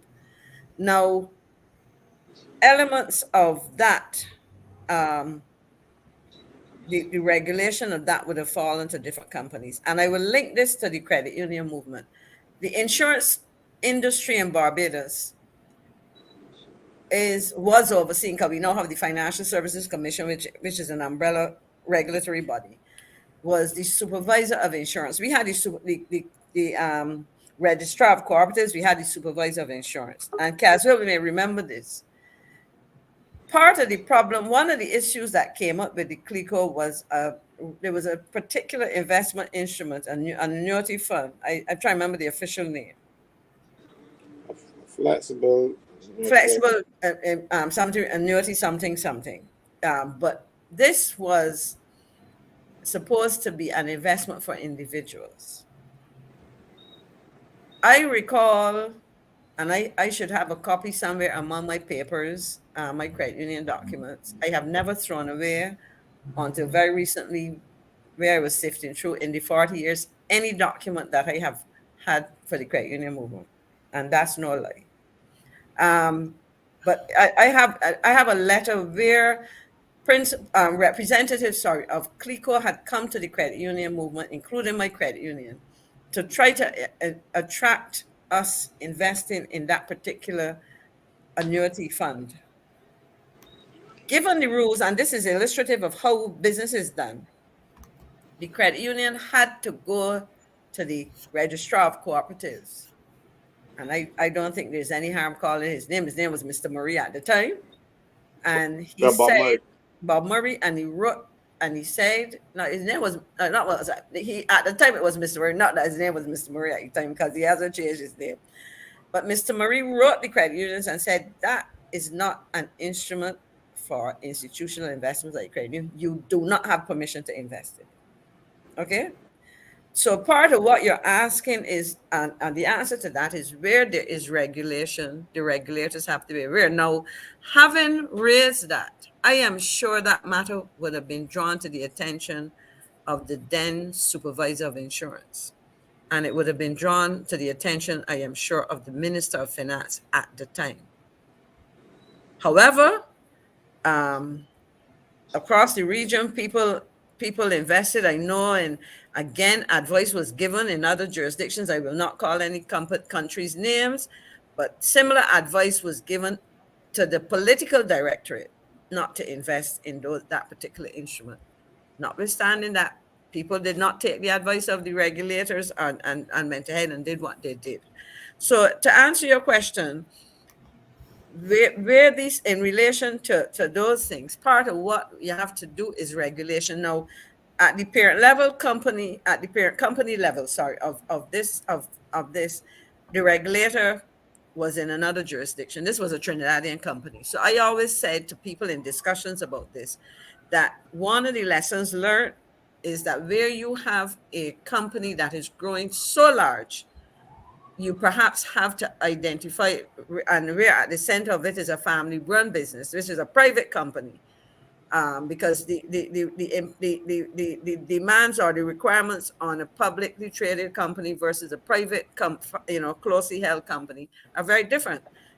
So you may have to look and say, as regulators, governments may look and say, look, if a company gets beyond a certain size, notwithstanding the fact that it is a family business, you need to have some kind of category of regulation which treats it almost as a publicly traded company and make demands. I'll give you an example. Okay. I served on the board of the Goddess Group for several years, 13 years. And one of the requirements there was that publicly traded companies had to report to this, what would now be for FSC, they had to report to the Securities Commission within X month, I think it was within 3 months of the end of its financial year. And if you didn't, and this was one of the issues I think that the Capita had a problem with some reporting. But for public companies, you're required to report in particular format and by a particular deadline. In the credit union movement, for example, and this is something that's concerned me, and I've raised it with my credit union, COVID and all of these things notwithstanding, that I have noticed a bit of a drift away from credit unions like Clockwork used to report on time. Caswell, within, I think it was 3 The end months. of the financial year was March, and by March. June, credit unions were having their annual general meetings as a routine. Now, don't tell me you're getting bigger, and therefore we have gotten bigger, but we've also employed more professional staff. We've applied state-of-the-art technology and all of these things. And part of what I am suggesting is that the management systems, the oversight systems, such as the statutory requirements, government oversight, and in the case of the credit union, member oversight. I remember hearing about the civic and so on. I guess back in those days, the regulations were not quite the same thing, or they weren't observed in the same way. And those things were unfortunate, you know. But I would say to people in this case, pay close attention. I do. And up to now, as I said, it's been October 20th will be 40 years that my credit union was formed. And over those 40 years, I have had no difficulty in saying that the credit union has been well run. It needs to continue. I don't think that we will remain static, but whatever it does has to be consistent with the fundamental principles. And Caswell raised something. If you read the fundamental principles, I should have brought one. I've taken up one of my reports, but I'll probably pick it up while somebody else is speaking. There are certain very basic principles, and one of them is education of members. I see Caswell turn it, so you can probably go to the back of COB or Public Workers and find it. I remember there was a time when they dropped out those things, and I said no. They call me old school, but I said no, those are the principles which should guide our members, and they should never forget them. So my thinking is that Angela, right? I have the right name. Angela Cole is Angela. Heather, not Angela. Sorry, not Angela. That's another person altogether. Heather. Exactly. I was the first name. So so my apologies, Heather. So my thing is that we have all that it takes to ensure, or most of what it takes to ensure that these things happen well. We have to make, insist on getting in there and determining who runs these institutions and keeping them accountable. The rules of the credit union, if you go in there, we can ask questions. We don't have to wait an annual general meeting to ask questions and seek information from our credit unions. But I would also beseech the credit union movement to get back into educating its members. There's several ways. This mechanism is one in which they can educate members using social media, using online systems. I do transactions, and I must tell you that doing transactions online with my credit union is so much easier than the commercial bank. The rules, the regulations to do so, and in terms of it being user friendly, and even in terms of some of the control mechanisms, I was happy to do so because I was reluctant to do it. And I decided to literally, to bite the bullet, as they say, not literally, and I did it. And I was able to say to anybody, it is simple, and for people who are hesitant, it is simple, it is safe, and so we need to be ever vigilant. And that is my thinking on that. Yeah, Maxine, before you came on, I read the cooperative principles as spelled out in our legislation. What our legislation did was to mimic the international cooperative principles. The same one. They set them out in law. So our credit must follow them. Okay, and amen to that. As you rightly said, education is one. It provides for continuing education. That's one aspect of it. And it says, and the funds are used to educate its members, officers, and employees, and the general public in the principles and techniques of economic and democratic cooperation. So you got education in those principles. You have education being given 2 bites of the cherry, because education is most important. We are moving away from that. But I will tell you something. If you do not provide for it, you do not subscribe to the principles, and you do not live by them, you can lose your registration, because you must conform to cooperative principles. And the cooperative principles are set in the legislation. If you do not conform, you're not a cooperative. So one of those and it's providing for education of its members. So credit unions must, in order to continue to be registered as credit unions, educate its members. So we have to insist that the credit unions continue to do so, because one time it was a matter of course, as a matter of every credit union out of their surplus used to contribute to the cooperative, the credit union league, a certain amount of money for training, because they have delegated training, which would have been easier than every credit union putting on training, where you can have the training in one central location and it would have been cheaper. Mm-hmm. So that's one thing that the league should be doing, rather than trying to find ways how to run sugar. You know, you see things, I tell people all the time, know your business. You got to know the business that you're running. You know, like for instance, when I first, like when these companies first start bringing cell phones around the place, and in Jamaica, they wanted to sell airtime. So Digicel went and gave everybody give them a digital phone, because the phone was cheap, but their business was selling airtime, you know. So you have to know your business, and what we and that was an example of know your business. Creditors must get back to knowing their business, knowing what they were established to do, and we were not established to run any sugar industry or any electrical whatever else. Not again, I will stress, I am not opposed to people using their money and making money out of energy and that kind of stuff, but you must use your money or money that you can raise, but not credit union money. And I would want to say, in terms of credit union money, you mean credit unions as institutional investors. I think that's the key thing.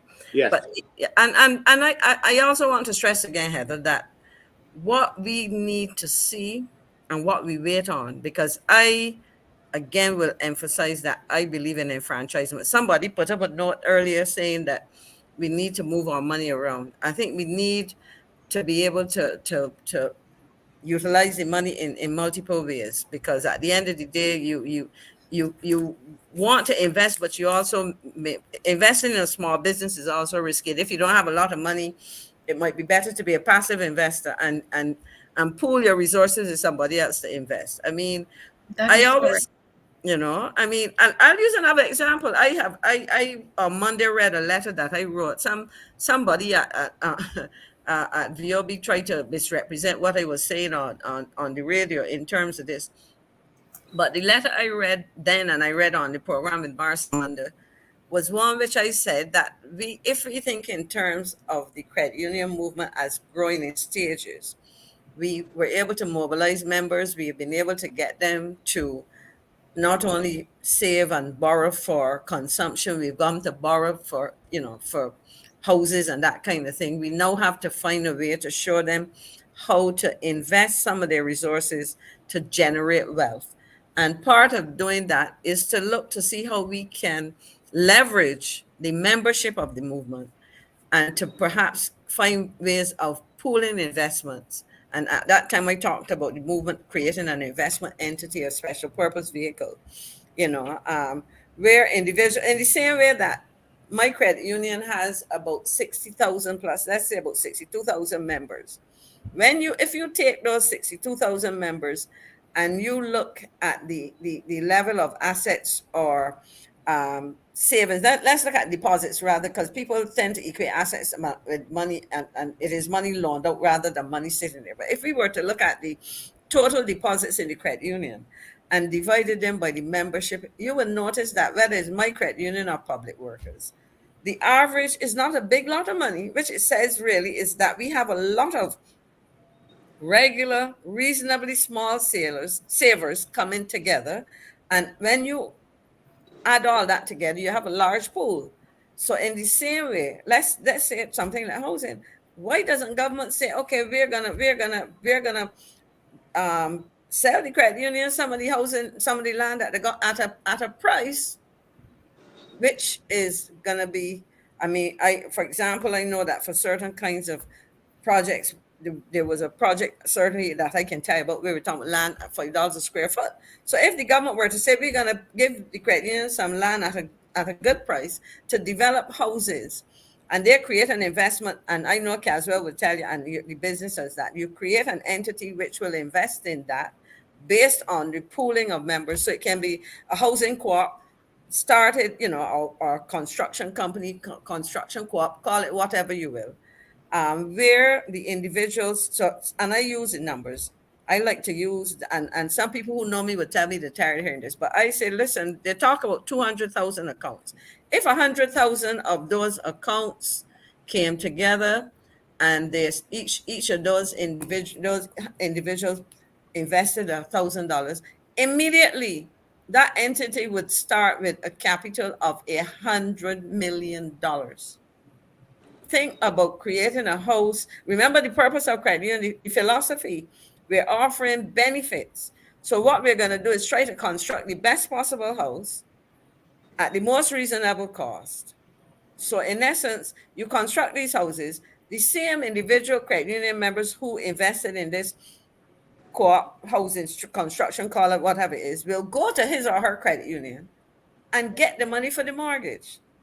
The mortgages are paid, you buy the house. So the housing, as I call it, let's call it that, sells these houses at a surplus. So then the shareholders in there, the members, are able to get dividends. The credit union, which got the mortgage, instead of the person going to a commercial bank or insurance company or whoever else is giving them that mortgage, they get the credit union gets that mortgage, is able to invest some, lend out some of its surplus for these mortgages. It is then able to make a better surplus, and the member gets a cut over here as a dividend. It gets a house at a decent price. Not he or she gets a house at a decent price. He or she gets a return on the investment in housing, and then they get a dividend from the credit union when it's able to generate a surplus. So you have a circular arrangement. And for anybody who wants to see this is not new. Many of you would have heard about the Basque region in Spain and how Correct, yes.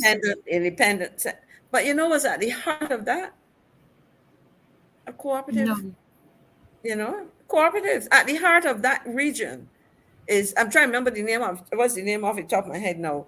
Caswell, you might be able to help me. But there's a cooperative movement in that area of Spain, Mondragon, the Mondragon cooperative entity. They started out as credit unions, then they have marketing firms, manufacturing, whatever.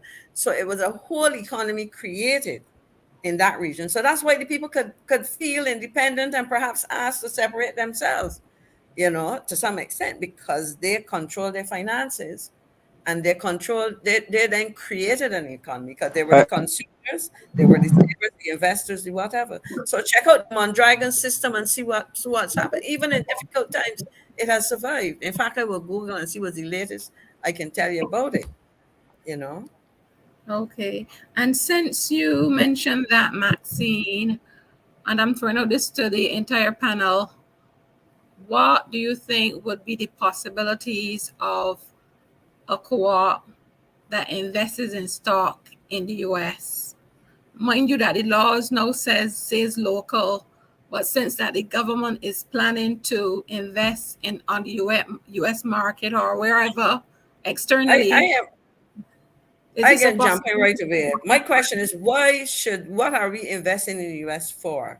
If you invest, for example, the national insurance is restricted in terms of how it can invest and so on. But if you think in terms of investing, my thing, first of all, is you can probably get better returns. Let me put it that way, right here. Mm-hmm. If you invested in certain kinds of things that are beneficial to members. And the reason I'm saying that is that if you see the example I just gave, yes, where we're talking about housing, there are things that we have to, because I heard as I listened to Lieutenant Colonel Brown talking about agriculture. And every time I listen, and I've also heard there's a young man, a new moderator on the same program on VOB, and there was a discussion about young people not interested in agriculture. And I say rubbish. I happen to work with a number of young people who have studied agriculture, who are making a living of agriculture, who are seeking to find land, some who have trained and wish they could get land. but they also are very knowledgeable about applying proper techniques and systems and monitoring and all kind of thing. Now, if Barbados has not in any way realized its true potential in terms of agricultural production, in not only producing basic agricultural commodities but value added processing and so on. And I'm not talking about no canning plant or nothing, so because canned foods in what we want, right? I'm talking I about do all kinds understand. of things, other things that are healthy and everything, and looking at some of the things that we take for granted and so on. So I'm saying that before we even look to go overseas, because to do that, we have to go and take foreign exchange. Currently, while and I will say this, I know people will want to jump all over me and say political, but that's their problem. These are the realities. The government has been boasting of high levels of foreign exchange, but it is all borrowed money. It is not money that we are earning. I would like to hear from somebody what has been the foreign exchange earnings for tourism in the last 2 or let me say 4 to 6 quarters or whatever. We don't get that kind of information.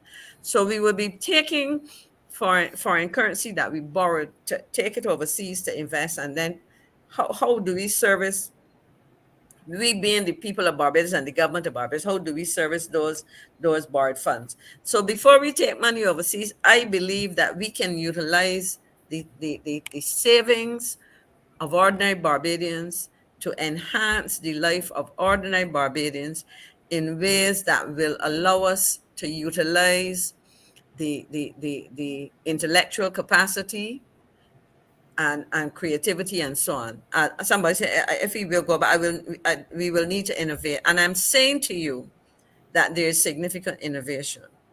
I can tell you of work done for example, we've talked about greenhouses and so on, but the reality of greenhouse was created for cool climes, places like Holland and so on.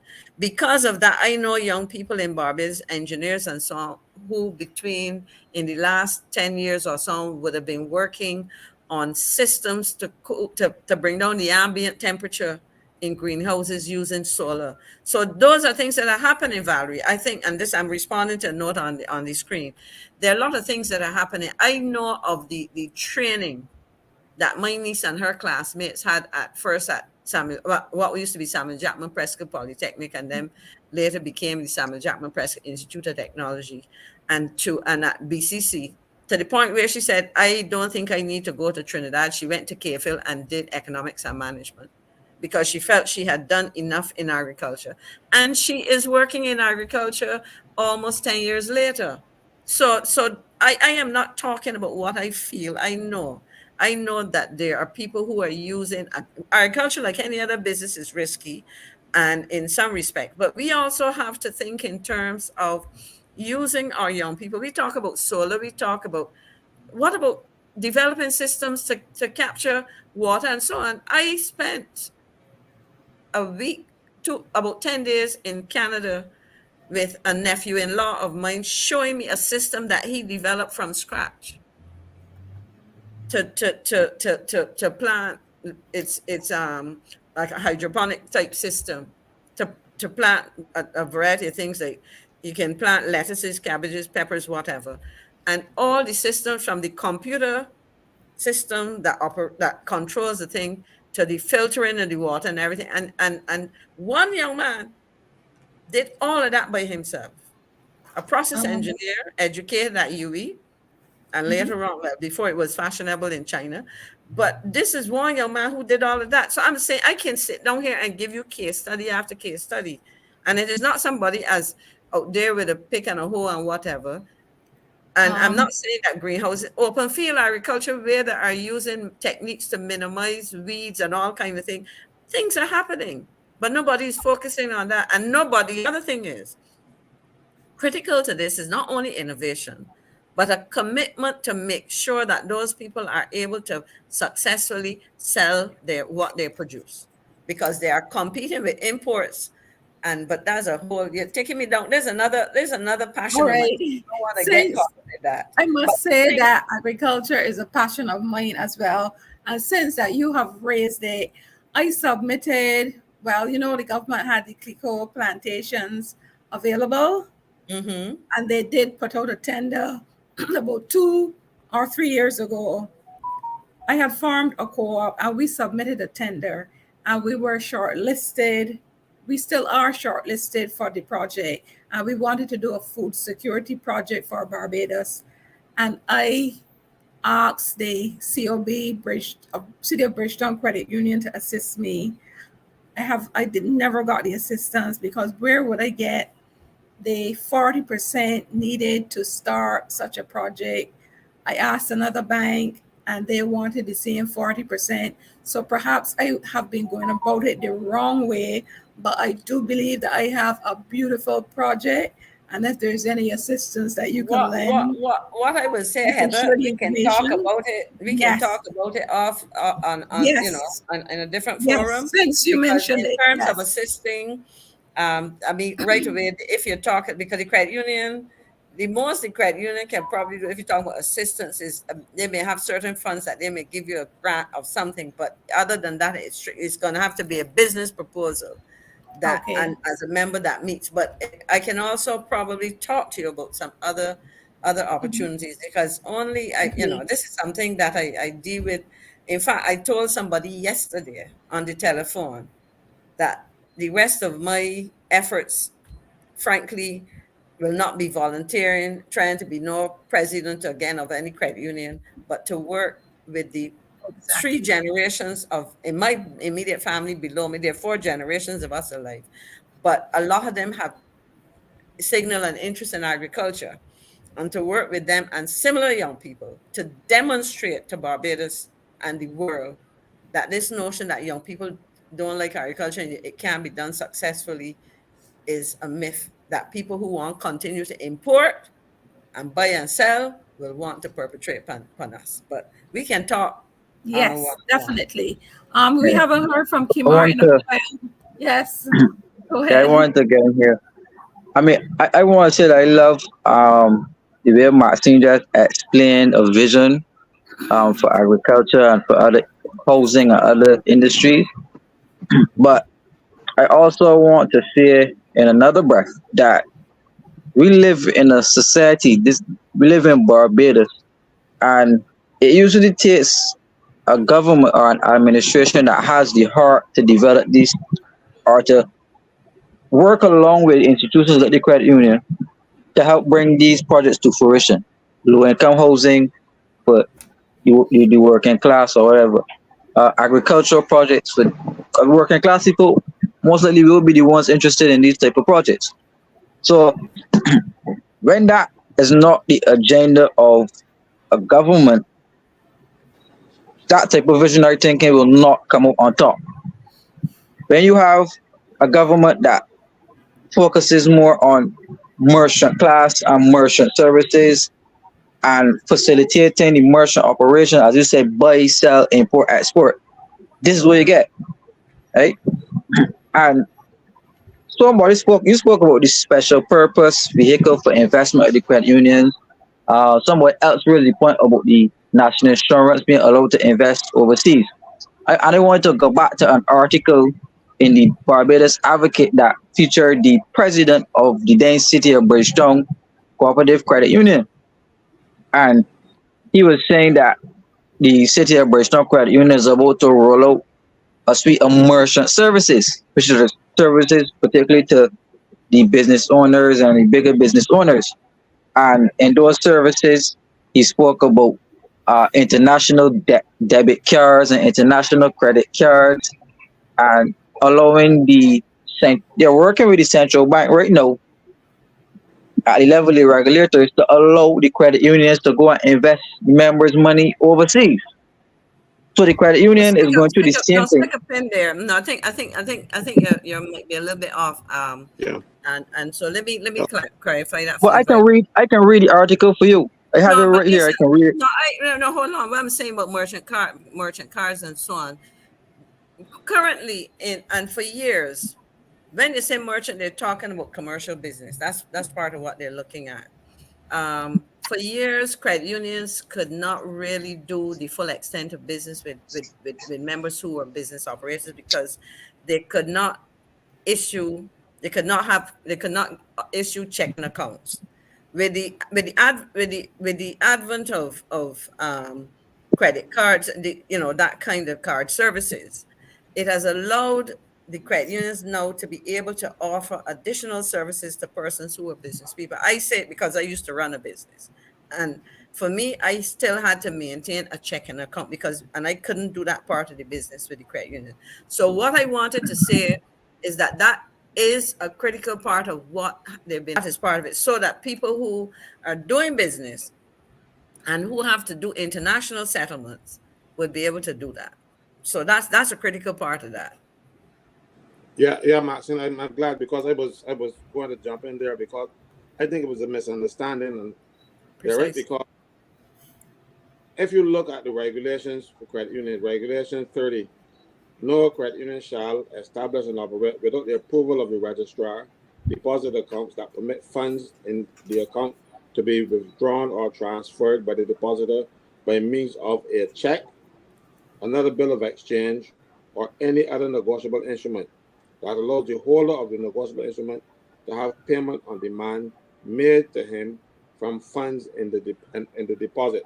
The problem there was that these merchant services that we're talking about now, because even if the registrar of cooperatives, I know the FSC has said, yes, you can go ahead and do it, you still have to get the central bank's permission. And that is what we didn't have over the years. We didn't have even the central bank willing to talk to us how to get these things implemented. Because if you wanted to do your own debt settlement, you had to do it through a bank. So what the president was talking about at this time was to not having to go through those third parties to do the business and have to pay the bank fees. Rather than, I want to do business, I want to be able to do business with my credit union. Over the years, I complain bitterly because I still write checks. I'm not one of those fellas that swiping thing. I'm not so innovative as yet. And I still write checks. And I wanted to be able to write a credit union check. These credit unions in the States, the banks oppose them. And the credit unions came up with the idea that, well, look, we're not calling them checks. These are going to be share drafts. We're going to draw on our shares. Initially, they did it in cooperation with the bank, and then they pull away from the banks and they do it on their own. But we haven't gotten that far because we were too tightly regulated.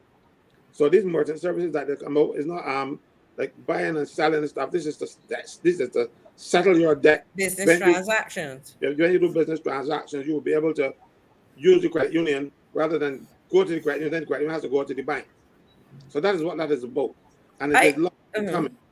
What I also wanted to talk about, Maxine was talking about agriculture, is that this government vision for agriculture is to send our sheep down to Guyana.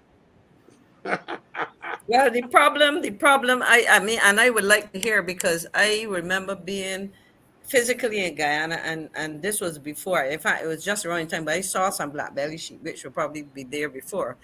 But one of the problems I raised with an agriculturalist at the time was, given the general moisture that prevails, that obtains in the lands, how it would impact on the hoofs, that's what you call it, of the sheep, because I believe it get rocked, and so it will be interesting to know what's happened there. But I just want to share this when we're talking about Caswell with the accounts quickly.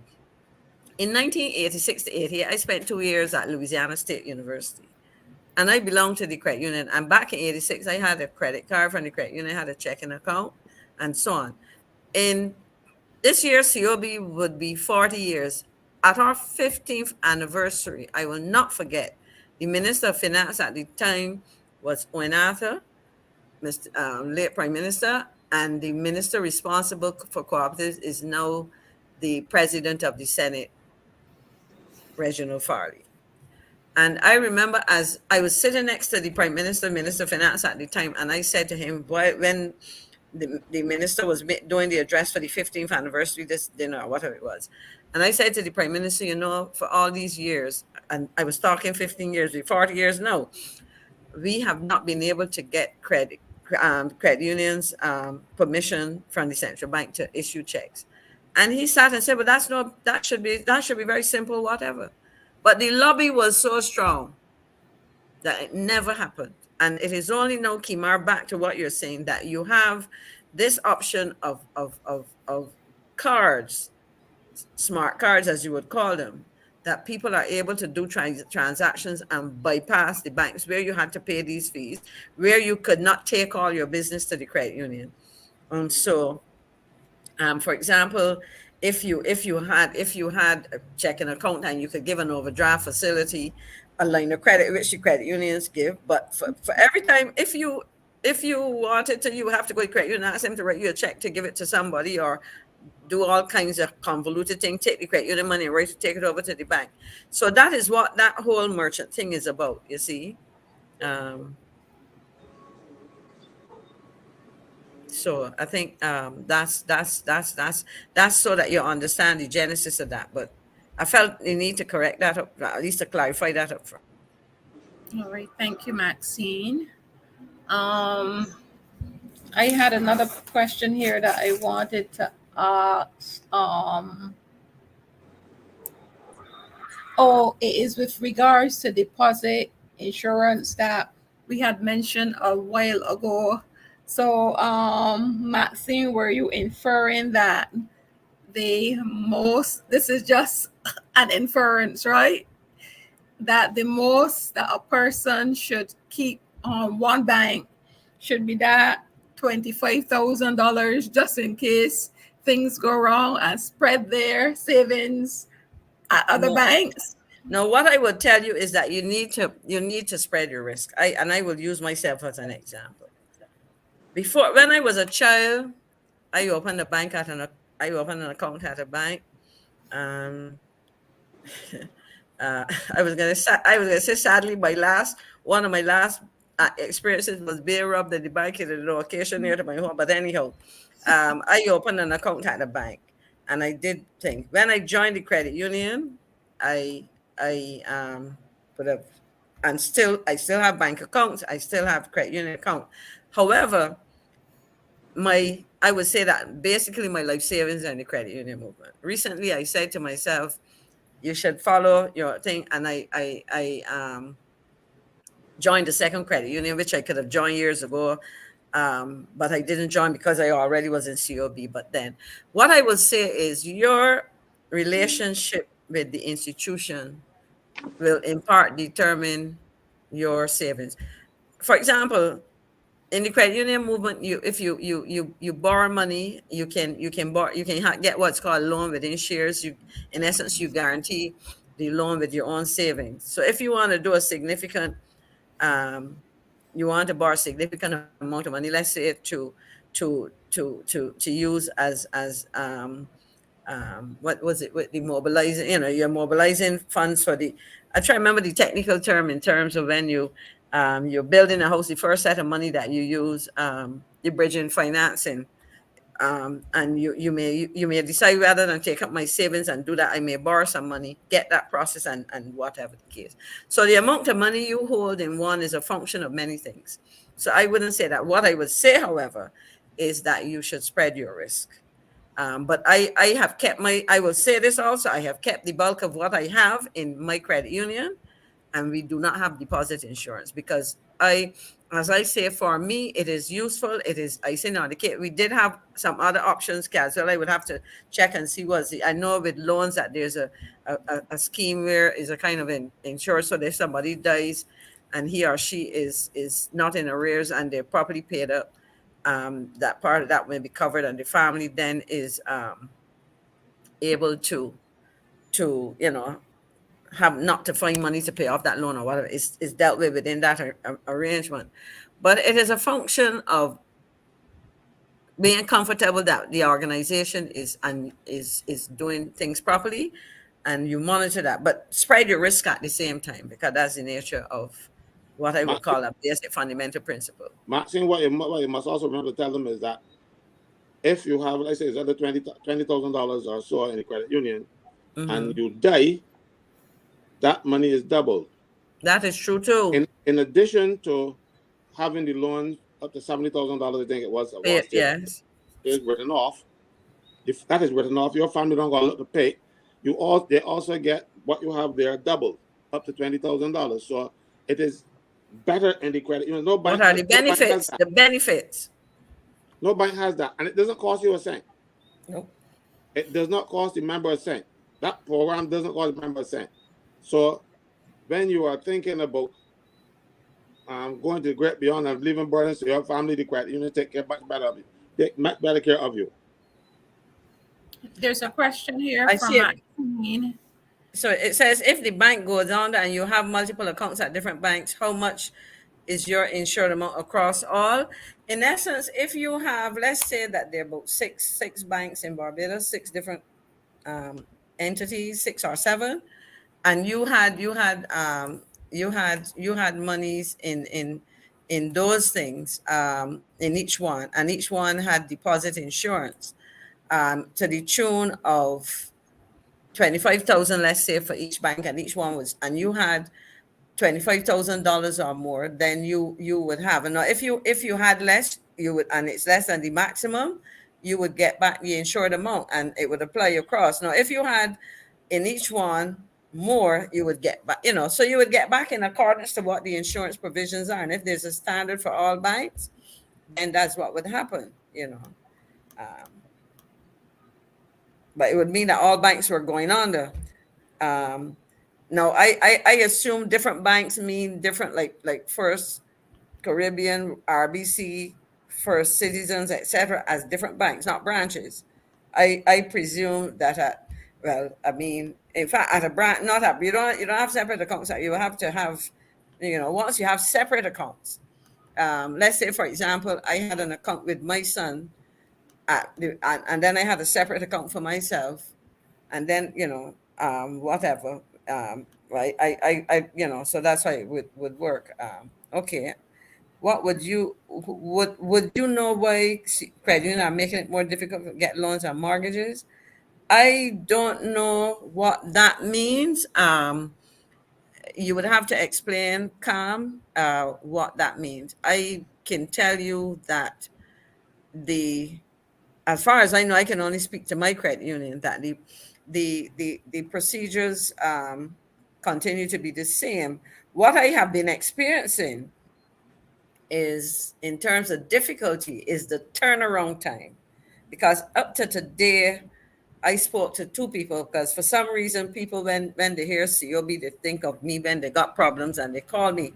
And I tried best. I recently said to the CEO that I should be on the staff at the rate things go sometimes. But I do this quite willingly. What I'm seeing perhaps is a slowing of turnaround time in some instances, but I don't know when you say making it more difficult. I want to say this because sometimes when you talk to people, they behave as though a credit union is supposed to just do things like you want a loan and you get it without any consideration of the terms and conditions, what requirements you need to meet, and so on. So you would need to give me a little bit more as to what the particular problem is. And, my problem is getting through to the credit union. That's part of my problem. I pick up the phone,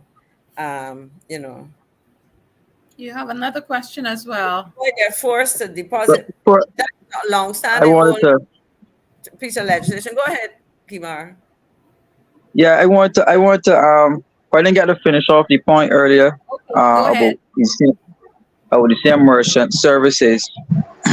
I saw somebody message in the chat as well about that I did not understand, and I was saying it political, but that's not the case. I find like sometimes when people hear, that's not true. Right. So when people listen to terms, like we use the term merchant, you automatically think it's supposed to be some derogatory term to refer to the business class. It's not. If we look into the central bank reports, you will see merchants, merchandise, and we have a large column for people who use foreign exchange in Barbados. So the fact of the conversation about even the same president of the city of Bristol, merchant services, and speaking about using getting permission from the central bank to invest the credit union money overseas, merely the merchants use foreign exchange to do transactions. The average person in Barbados don't use foreign exchange unless it's to buy something from Amazon or a website, e-commerce, or for travel or something small, but they don't use the foreign exchange really. So the merchants or the business owners use the foreign exchange to do their transactions. So the credit union is making a pitch into the international system, or wants to make a pitch into the international system to provide services for the same merchants who could then use the credit cards, the debit cards, or whatever other online payment systems to facilitate transactions. So I don't want people to misunderstand what's being said or to misrepresent specific terms that it may use and color it political. These are simple economic, financial, business, law. These are terms that are used frequently, not to be derogatory, but that's mainly to give people an understanding of what is really happening. So traditionally, credit unions started grassroots. It focused mainly on locals, local savings, local members. We never really heard about credit unions going into international markets, and the regulations that we have made it very difficult to do this. No, that dynamic is changing. Right? That dynamic is changing, and we're having discussions about allowing the regulators to allow the collective credit union movement to participate internationally, which means that again the regulations have to be changed. Right? Again, poor people don't use these things. It is the business owners, the large business owners, the business class, the people who import, export, or whatever. But And the credit union. let me say this though. I have to make you stick a pin there. I started a business. My niece, my late niece, and other relatives started businesses as small people using credit union funds. So I don't want you to go away with the notion that business is only big business, and that even if you are, there are people who, for example, I know small garment manufacturers, women who operate, with a couple industrial machines and so on, who import fabric and make garments to sell and whatever else. So people who into food processing type things. So I don't want you to go away with the notion that within, and certainly within the context of the credit union. Let me also say this: the member profiles are not big business. So even if I'm not sure if you're trying to suggest that with these changes you will see an influx of new members, I don't think so. The rules of the credit union are such that it will not make it attractive. Even I'll also tell you this: even with incentives, tax incentives to save and so on, upper middle class and well-to-do Barbadians might have opened accounts to get that, but they never really did any serious business with the credit union. So the credit union has continued to service the needs of the average regular Barbadian. So I think when it comes to businesses, and if you look, there are people who have professional services of different kind who have to source, let's say somebody like who is into medical, some aspect of the medical business. So I don't want you to think that would apply to one group of people and not the people who typically make up the credit. I have to do that when I hear things like that, because I know what has been, and as I said, this is not 2 years of following what's happened. It's 40 years of seeing how credit unions, well, certainly COB has grown from. And I remember writing a paper of growing from lending a couple $1,000s in a reporting period to millions of dollars, but it is lending to the same kinds of people for the most part. And that's the important thing to appreciate about these regulations and how they're going to impact. What we must understand also is that credit unions don't delve into the general market. credit unions can only deal with their members. So if you're not a credit union member, you can't go in the credit union and say, I want a loan, I want to send this money. You can't do that. You must be a member of the credit union. So when these merchant services are being used by our members who like Maxine said, might have a business and want to be able to pay for their stuff overseas, that kind of stuff. And rather than come to the credit union for a loan and then take that loan to the bank, for the bank to do it, we can do it all in-house if we get that done. And it is cheaper for the member, because he ain't gonna come and go and pay two sets of fees at different institutions when he can do it all in the credit union. And the credit union fees are usually smaller than what the banks pay charge. So I don't want people to get mistaken and think, no, it's credit unions are for credit union members only. As a matter of fact, you cannot get a loan from a credit union unless you are a member of the credit union. And if the person does that section 200 subsection 1, loans to members are you can only lend to members only, full stop. If a credit union lends to somebody who's a non-member, that fellow don't pay back, you can't put them in court because the credit union would have broken the law, and you can't enforce the courts cannot enforce wrongdoing. So credit unions are very in tune with that, and they know that they cannot lend to anybody who is not a member of the credit union. So don't worry about that. So we are not going to be financing for big business or whatever, unless that big business is from a member of the credit union. They ain't got nothing to do with it. The other thing to remember is that we have loan limits. And so I don't know that there's any credit union that probably lends more than $500,000 at this point in time. And those would probably be for certain categories of loans, for example, mortgages and so on. So a large entity that's looking to fill an order that's going to be $1 million can't come to the credit union because there ain't no credit union. That will have to be some kind of syndicated loan, which is not going to happen. So, yeah. All we need to do is to continue to operate on cooperative principles, as the law says that we must. And we were operating on cooperative principles before the law put it in place. You know, the law has caught up with the credit unions, not the other way around. You know, we were restricting ourselves. We were doing things that the government come and say you must do, but we were doing it already, so we didn't have the problem.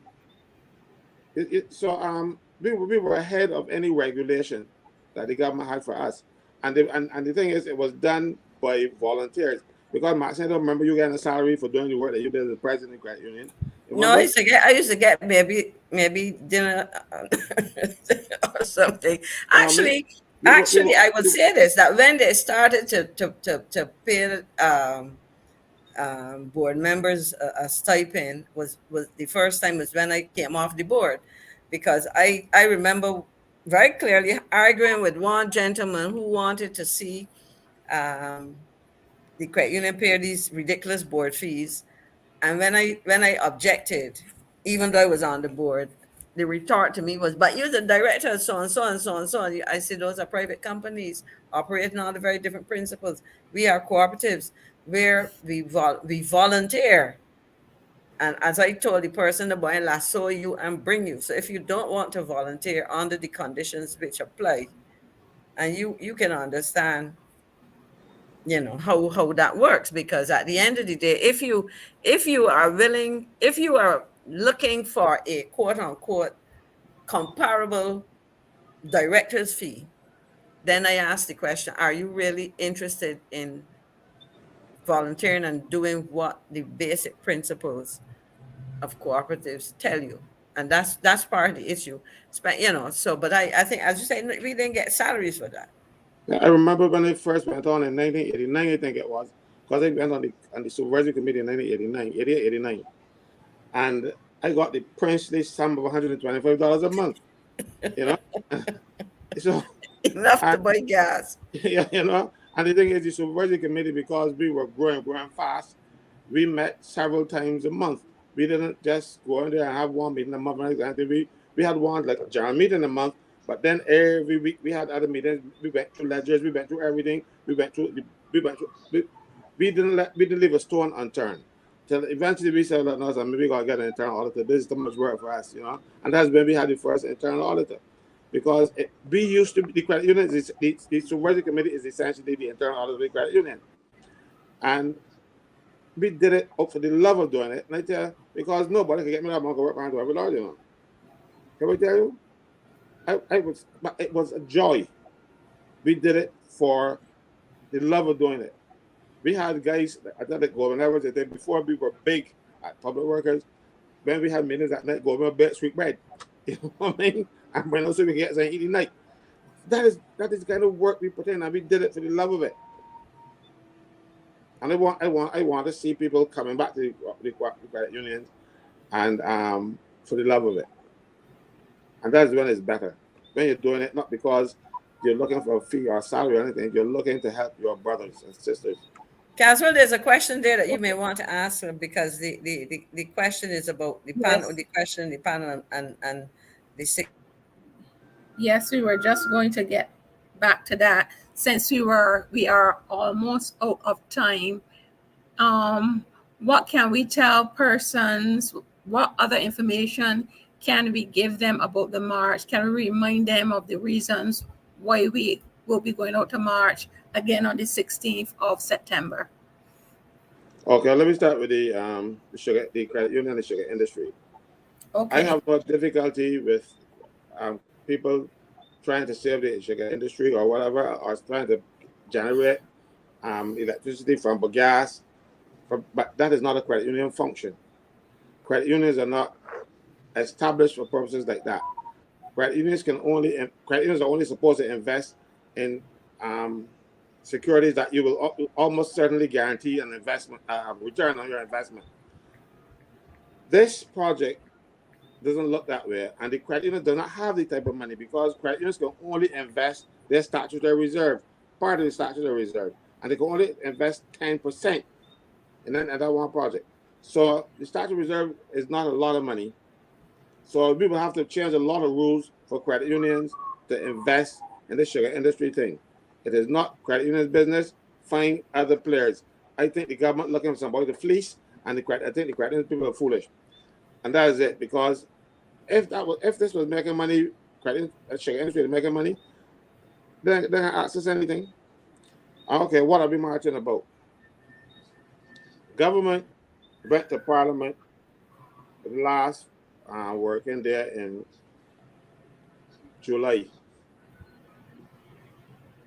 and passed an amendment to the National Insurance and Social Security Act. We passed several amendments, but that amendment bill was done without being notified to the members. As a matter of fact, it wasn't even notified to the members of the Senate. But it did some horrendous things to the National Insurance thing. First of all, they couched it with, "Oh, we are doing this to protect the insurance fund." In May this year, they were saying that the fund is good. We ain't got no problems with the fund. Somebody must have taken the fund out and shot it at dawn one morning so it can be this ill or something wrong with it. In May it was good, but they are trying to use scare tactics because the IMF telling them that they are supposed to reduce the benefits that people are getting. So you were supposed to get, after 10 years, which is almost 10 years, 500 contributions to the national insurance, 500 monthly contributions. That'll be almost 10 years. 520 is actually 10 years. So if you have 10 years contributions, you were entitled to get a pension.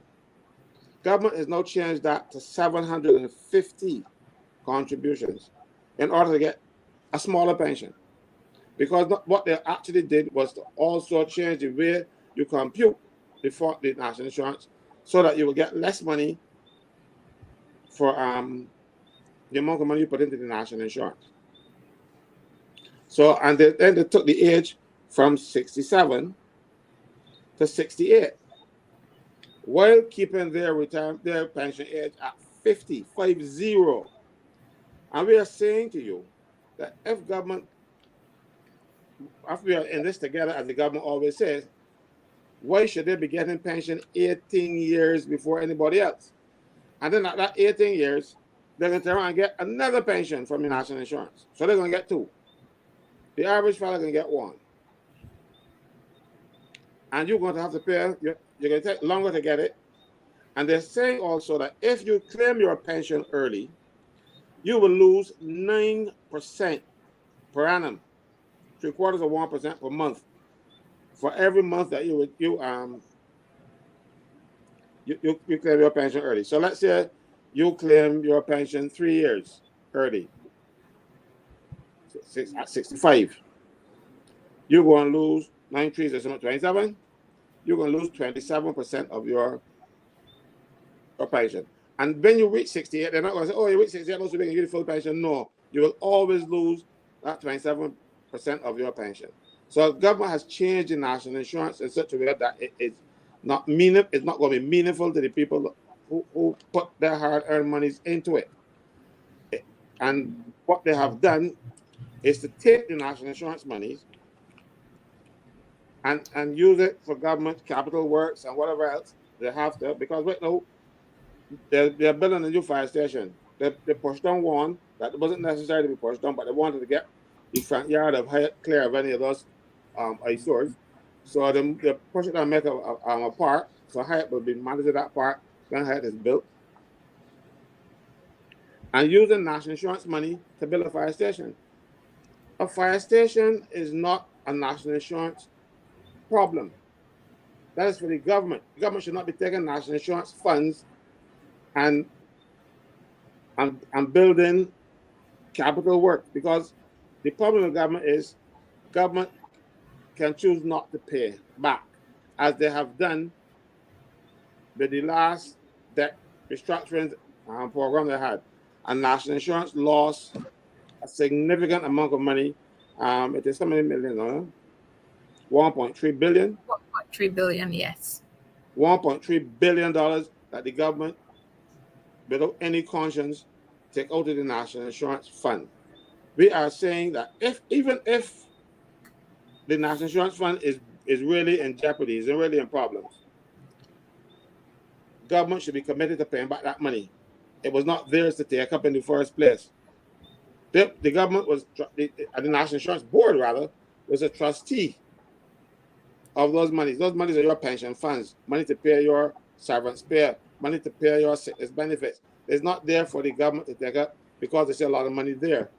Having done so, they should pay it back because it is there for a purpose. They shall not ask you, having paid this money, to come and pay it again. This is essentially what the government is asking you to do. That they take your money, they misappropriated your money, and now they're asking you, well, we're going to ask you to pay it back. That is unfair, that is unreasonable. And those are money.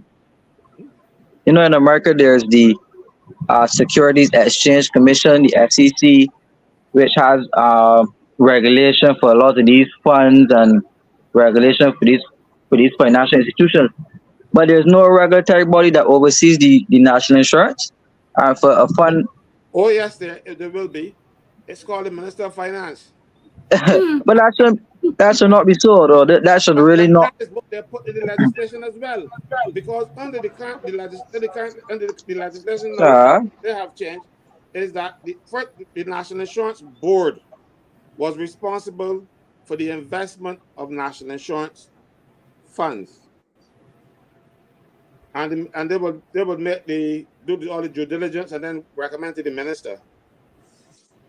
Now it's gone into the hands of the Prime Minister. She will do the due diligence and then recommend to the Minister of Finance. The Minister of Finance is the Prime Minister, one and the same. So what you're saying there's none, we're saying there's one and the same. And that is another problem we have with the national insurance. When we brought that information on the Master Week show, the chairman of the National Insurance Board came on the program because we broke out a Master Week show, and then the following day I went on Brass Stacks. The chairman came on Brass Stacks and tried to say, "Oh, it was a mistake. That we have to fix. We have to fix that as a mistake." That is the farthest thing from the truth. It was not a mistake because he himself said 3 months prior that they're going to change that relationship. So they're going to take the responsibility of the National Insurance Board for the investment of the National Insurance Fund. He already announced that, But when it came out, so we are saying to the government, hold your horses, talk with us. This is our money. You just can't do it like that, and you can't just go and tell people that you're going to change the retirement age to 67 is already too high for some professions. Now, if you are a person like me who talks for a living, unless they get laryngitis or something, so I keep on talking. But you have people who have to use the laryngitis and dementia because they will still be able to use my head. But people like policemen who have to work at 67, you can see a 67-year-old policeman running down a 20-year-old boy, or a 67-year-old policeman, or 68-year-old policeman coming on the ladder with somebody over the shoulder, rescuing them from a house. What happened on the ladder after this clicking, what can happen? Or you have nurses, bus drivers who telling me no. At 50, and when they're driving the bus, they have to be very careful because they can't see the side of the road because their visions have changed. All right, so the government just come with this one fell swoop. And I know in some Caribbean countries, like for instance, policemen work 20 years and get a pension, full pension after 20 years. Because after 20 years, you ain't catching the 20-year-old boy. And you see the crooks ain't growing with you, The crooks coming in young. So police, nurses who have to turn people. We have over 100 nurses at the hospital are injured right now. And then 67 years. You really feel, and a lot of them are injured because they're trying, they ain't got enough nurses and they're trying their best with to handle the patients there, and then next thing you know, they get injured. So the government has to think before it acts. They're only thinking what the IMF tells them to do. The IMF tell them, cut your pensions, and they're actually doing that. They tell them that we are getting free secondary, free tertiary education, and we should not be able to afford that because the people who put money in the IMF, like the United States, don't have it. So what we have built this country on, education, the IMF is telling this government, and this government is with cap in hand and quite obedient, going out there and implementing things that will hurt this country and put us back to the 50s and 60s before our barrel. I went to school barefooted. I don't want to see nobody going to school barefoot now.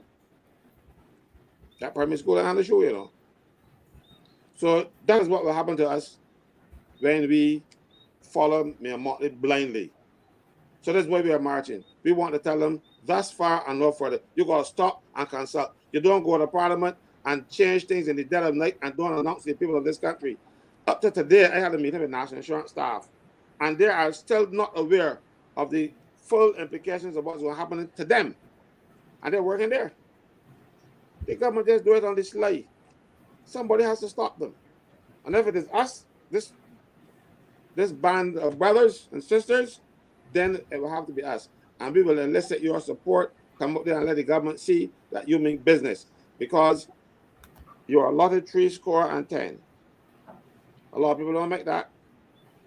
But the government wants to make sure that you only get pension for 2 years. They cut it off at 68. That is unfair. They should go to 68 too. All right. Thank you, Caswell. Kemar seems to have dropped off the presentation. So we have about 5 minutes left. And I'm going to give Maxine, she can have about 3 minutes, and Caswell too, before we end the show. All right. Thanks very much, Heather. And I want, of course, before I even comment, to say thank you to Marcy and Dave Weeks, because I don't think a lot of people appreciate the amount of effort that goes into maintaining this program, this show. And as Caswell pointed out in relation to the national insurance, I recall the first, it was a Sunday night, I think Caswell was the very first discussion we had. And it was a continuation of this effort to educate Barbadians. I believe that if, as citizens, and in this case, members of the credit union movement, as we are talking about, that is one of the two critical issues here. in the same way that National Insurance is said to be our lifeline, the credit union movement, especially since mid-1980s, has been a major support to the of the ambitions of ordinary Barbadians, whether it's education, whether it is housing, and business startups in some cases, and business support. And therefore, anything that can jeopardize the viability of the movement is important to be looked at. Anything that will enhance the ability of the credit union movement to improve their economic circumstances is important. I believe that the credit union membership need to educate themselves about what a credit union is, how they should function. And I await, in relation to this, as I said, following Caswell on each instance here and on VOB, that in principle, I believe in the importance of economic enfranchisement. However, anything that falls outside of the ambit of the credit unions as institutions, as prime investors, that is something that should not be tampered with. But I also believe that the credit union has the capacity to leverage its membership in areas that are important to the credit union. And if this can be demonstrated by the energy co-op, so be it. But without a proper prospectus, without proper details, risk assessments, and so on, and really a true picture of what it will take, and being part of what it will take is what government is prepared to offer exactly, because I don't think that our money, and I say poor people's money because that's the profile of many of the members, that the average Joe and Jane working for a couple $100 a week, couple $1,000 a month. These are the people who have been the backbone of the movement,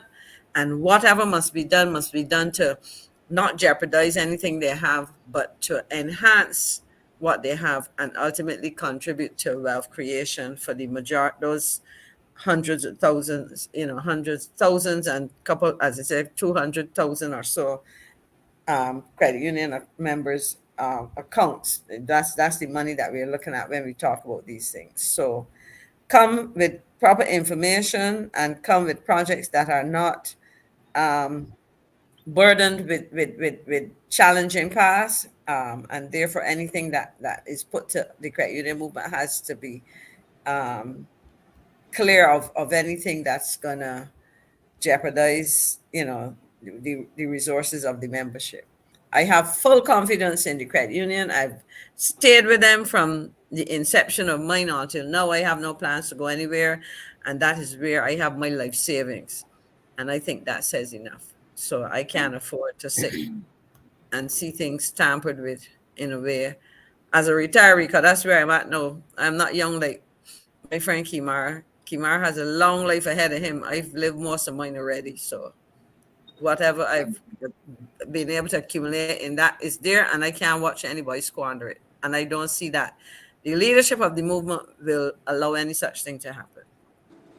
Thank you very much. Let Kemar speak first. Kemar had dropped off, so he's back. Let him speak first. Let him give his closing remarks, and then we'll hear from you as well. And then we have another clip from Marcia. So go ahead, Kemar. Well, to wrap up, we learned a couple of things tonight. Yeah, after the NAS, when it was supposed to put proper regulators in place, to put the cells in place to regulate the cells. So after the NAS, after the credit unions in the smart way now, they're using the force to commandeer and to encourage a direction again that may not necessarily be beneficial to the members of the credit union. They want the credit unions to, and Maxine could correct me if I'm wrong here, to take on one of the largest approved financial products or projects really in the credit union's investment history. I've not heard that level of investment collectively from credit unions for quite some time, if ever, right? So exposing the members to that without any prospectus, without any business plan, without any details, an industry that has failed since it was bought over by the government. Remember, the sugar industry was not the government's, it was the private sector that ran the sugar industry. The government bought it over and set up the BAMC and the BACT to manage those plantation lands and to manage the assets of the sugar industry. That failed as well. So if the private sector can do it, the government can do it, the banking system now, if it was a lucrative venture, the banking system will be upfront ready to invest in it. We're not hearing anything about the banks. You're not hearing anything about insurance companies. The only person that they're going after is the credit union's money. And the government, as I say, quoted the ministers from the Prime Minister's office referencing the savings in the credit unions. And my thing is, since we are banned from international credit markets, and since nobody around the world wants to lend us any more money, the government is seeking any opportunity, any buyer at all, any gullible person to just offload assets and under the ability to meet IMF targets and meet IMF recommendations. That's the core problem that we have. And if you don't fix that in terms of finding lucrative ventures, housing, agriculture, you see renewable energy, getting tourism back up and running, fixing the international business sector, if you do not get back industrial and sectoral approach to earn both local dollars and foreign exchange, Barbados will be certain to see don't mind the high talker reserves, they're borrowed, and we could see a devaluation eventually if this problem is not rectified. All right, thank you. And now to Caswell, and then we'll have the clip. No credit union shall engage in any business other than a business appertaining to a credit union. These are not my words. These are the words of the Act, Section 195(1). This is not our business. And I have accused this government of practicing reverse Robin Hood. They are trying to rob the poor credit union people and giving it to the rich. People have to be mindful of that. They want to rob you in national insurance, and they don't want to rob you. This government is trying to make paupers of the poor people, because the average working man in Barbados lives from paycheck to paycheck, and some of them have the foresight to they say, well, look, if I'm making a certain amount of money, I can put some in the credit, regardless if I have to suffer during the time, because he has to put down an SA. The government won't care about that too. You have to be careful with these people. They are not looking out for your best interest, and that is one of the reasons why we are marching. This government is out of control, and they're out of control because they don't have knowledgeable people, and they're directing them. And I will give them this much, that they have all the machinery and all the PR to win an election, but that is a different skill set than to run a government. They have all the skill sets to win an election, but absolutely none on how to run a government. That is why within 5 days of becoming the government of Barbados, some person can come and decide that they're going to write off debt without going through the process, build even a cabinet. Because Barbados is essentially a one-man band, or one woman, as you want to have it, one-woman band. And we, the people, because there's no opposition in Parliament, we have to stand in this place, or not they will run rings around us. And that is why we are here on this show, and that is why we are marching. And we are marching, and we need your support to help us march and make sure that we have the funds to pay the police, because the police have to be paid. The police, they do it on an overtime basis, and you have to pay them. So that is why, and we have very good coverage of the police, and they treat us very well. I suspect that because there are workers too who can get robbed in national insurance, so they treat us very well on the march. They're very nice to us. They don't treat us badly at all, and I can understand why, because we are fighting for them as well, who can't fight for themselves, because they can't march with us. So I suspect that they're coming out there and helping us and being and doing their duty, because their duty, but they're doing it above and beyond the call, and we are grateful for them.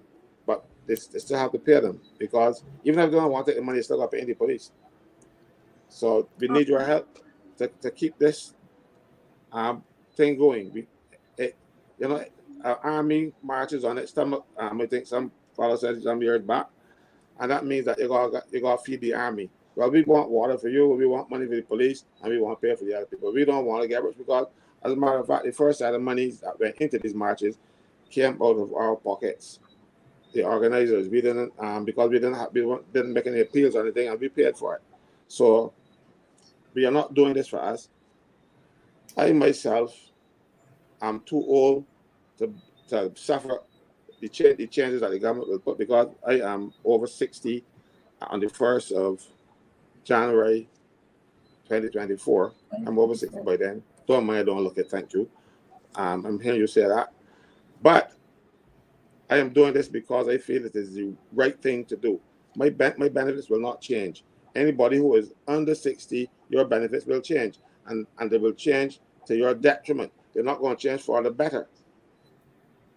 So you need to support yourselves, and you need to come out here and support the marches, because this government is not acting in the best interest of Barbadians.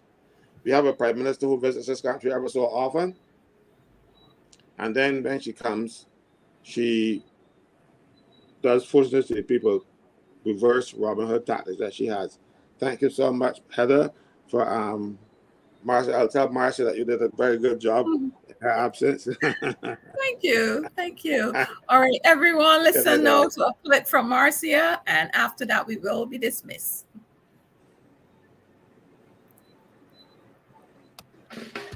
Remember, we do not have an opposition in Barbados. So when they begin to say these things, don't be moved.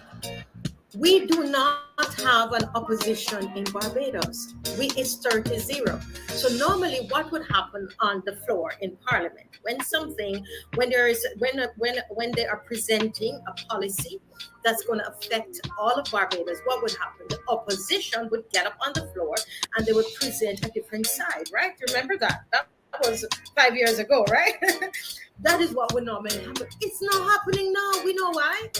Because they have the Parliament and they have the Senate. So what we are doing is standing up as a formidable opposition and not opposing for opposing's sake. We are standing up and we're presenting the other side.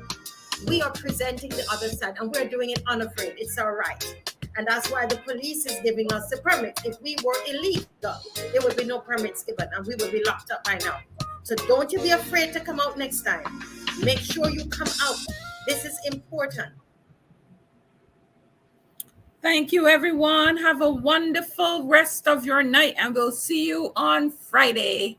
Thank you very much. Bye-bye. Take care. Bye-bye. Thank you. Bye-bye. Bye-bye. Have a good time. Bye.